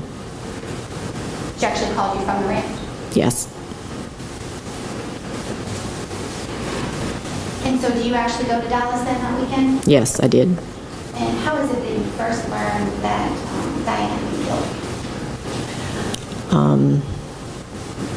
My husband left on Sunday, so I was there by myself in Dallas Sunday night. And when I woke up the next morning, I had text messages from Tex and from Danny to call them as soon as I got up. And did either of the text messages communicate any other details besides just asking for a call? No. And who did you call first when you got up? I called Tex first. And tell the jury about that conversation. He said there's, from the best I can remember now, he said there's really something bad happened, and I asked what, and he said to Diane, he said, she's not with us anymore. And I asked what happened. I said, are you kidding? What happened? And he said, she's dead, and I can't talk about it anymore on the phone. I can't talk right now. And I didn't have a flight to get back until late that afternoon, so. Did you communicate with Mr. McIver anymore before you actually got back to Atlanta? No. And tell the jury what happened once you arrived back in Atlanta.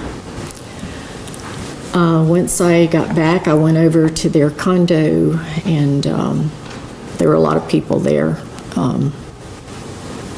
I don't even remember who all. I think I was pretty much in a daze, too. It was really hard to be traveling on an airplane with that kind of information. And did you have any other information outside of what Mr. McIver had told you? No. When you say there were a lot of people at their condo, whose condo are you talking about? Tex and Diane's. And about how many people would you say? I would say 15, 20, maybe 20 people there. And this is the Monday after Diane passed? Yes, Monday night. Okay. What do you do once you get back to your condo? After I was over there, you mean? Well, the first thing that you do when you come into the building, I guess. Oh, well, I went and put my bags up and then went straight over there. And what was, were you able to talk to the defendant once you were, Mr. McIver, once you were at the condo? I told him how sorry I was, and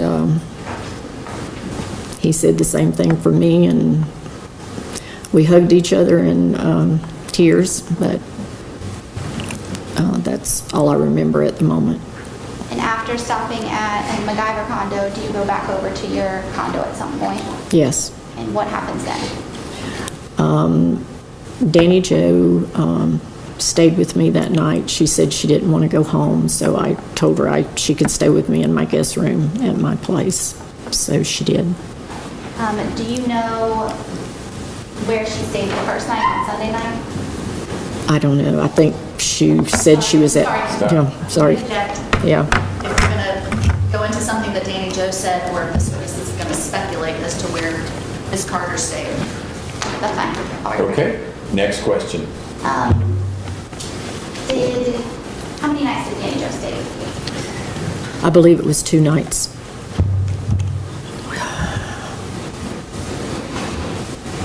And in your time being back in Atlanta, sort of on the condo property,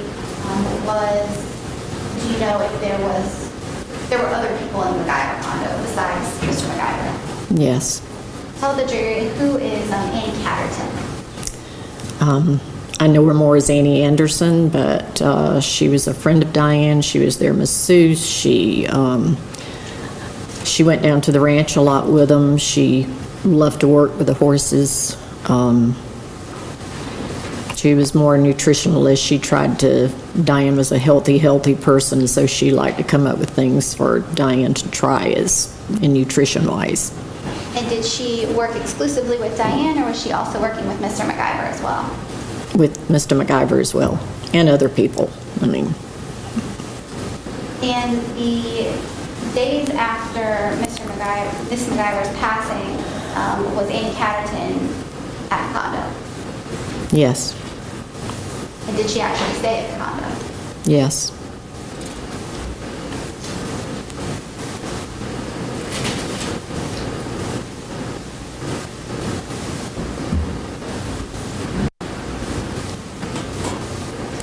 When we talked about the phone call the text message and the phone call that you got from Mr. McIver, was that on your cell phone? Yes. Do you remember what your cell phone number was at that time?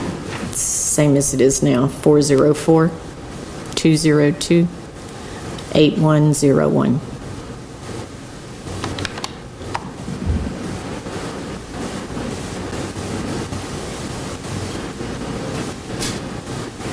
The days, sort of going now into the week after Ms. McIver's passing, did you have the opportunity to meet with anyone else who was close with Diane at your condo?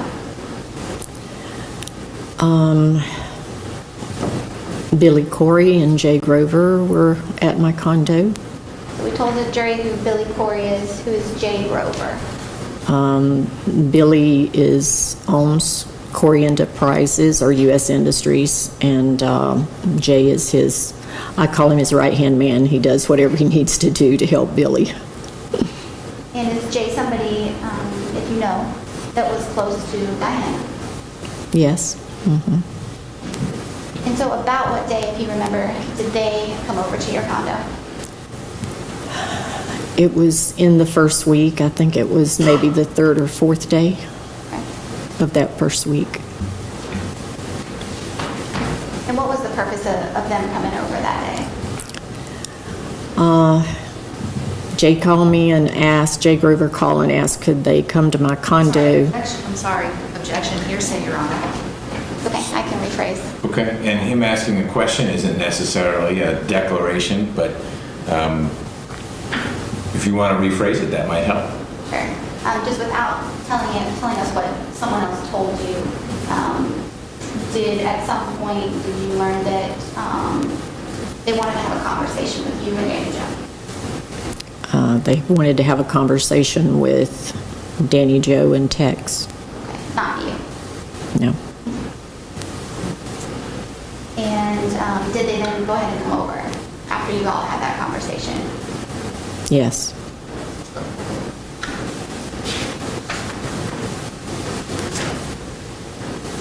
Are you at a natural break point? Yes. Look at that. Ladies and gentlemen, it is just about lunchtime for us. So I'm going to ask you all to retire to the jury room. You're free to go wherever you want for lunch. Why don't we try out? Do you all think an hour is enough time for lunch? We'll try that out. If that's more than enough time, tell me, and going forward, we can shrink it a little bit. Of course, other folks need lunch breaks too. And if it's not enough time, we'll find out, because we'll be back here at 1:30 and you won't be. Then we'll know an hour wasn't enough. Feel free to go wherever you want. It's fine for you to eat with each other. You don't have to be isolated 15 individuals. Don't talk about the case, though, when you're together. Talk about anything else you want. So I'm leaving you a lot of options. Just don't talk about the case, because we don't deliberate yet. And no outside research. Don't see what the media has been trying to say about what you have now seen and heard as jurors. Otherwise, have a great lunch. Maybe a little chilly out there. Bundle up, and we'll see you back here as close to 1:30 as you can make it. All rise for the juror.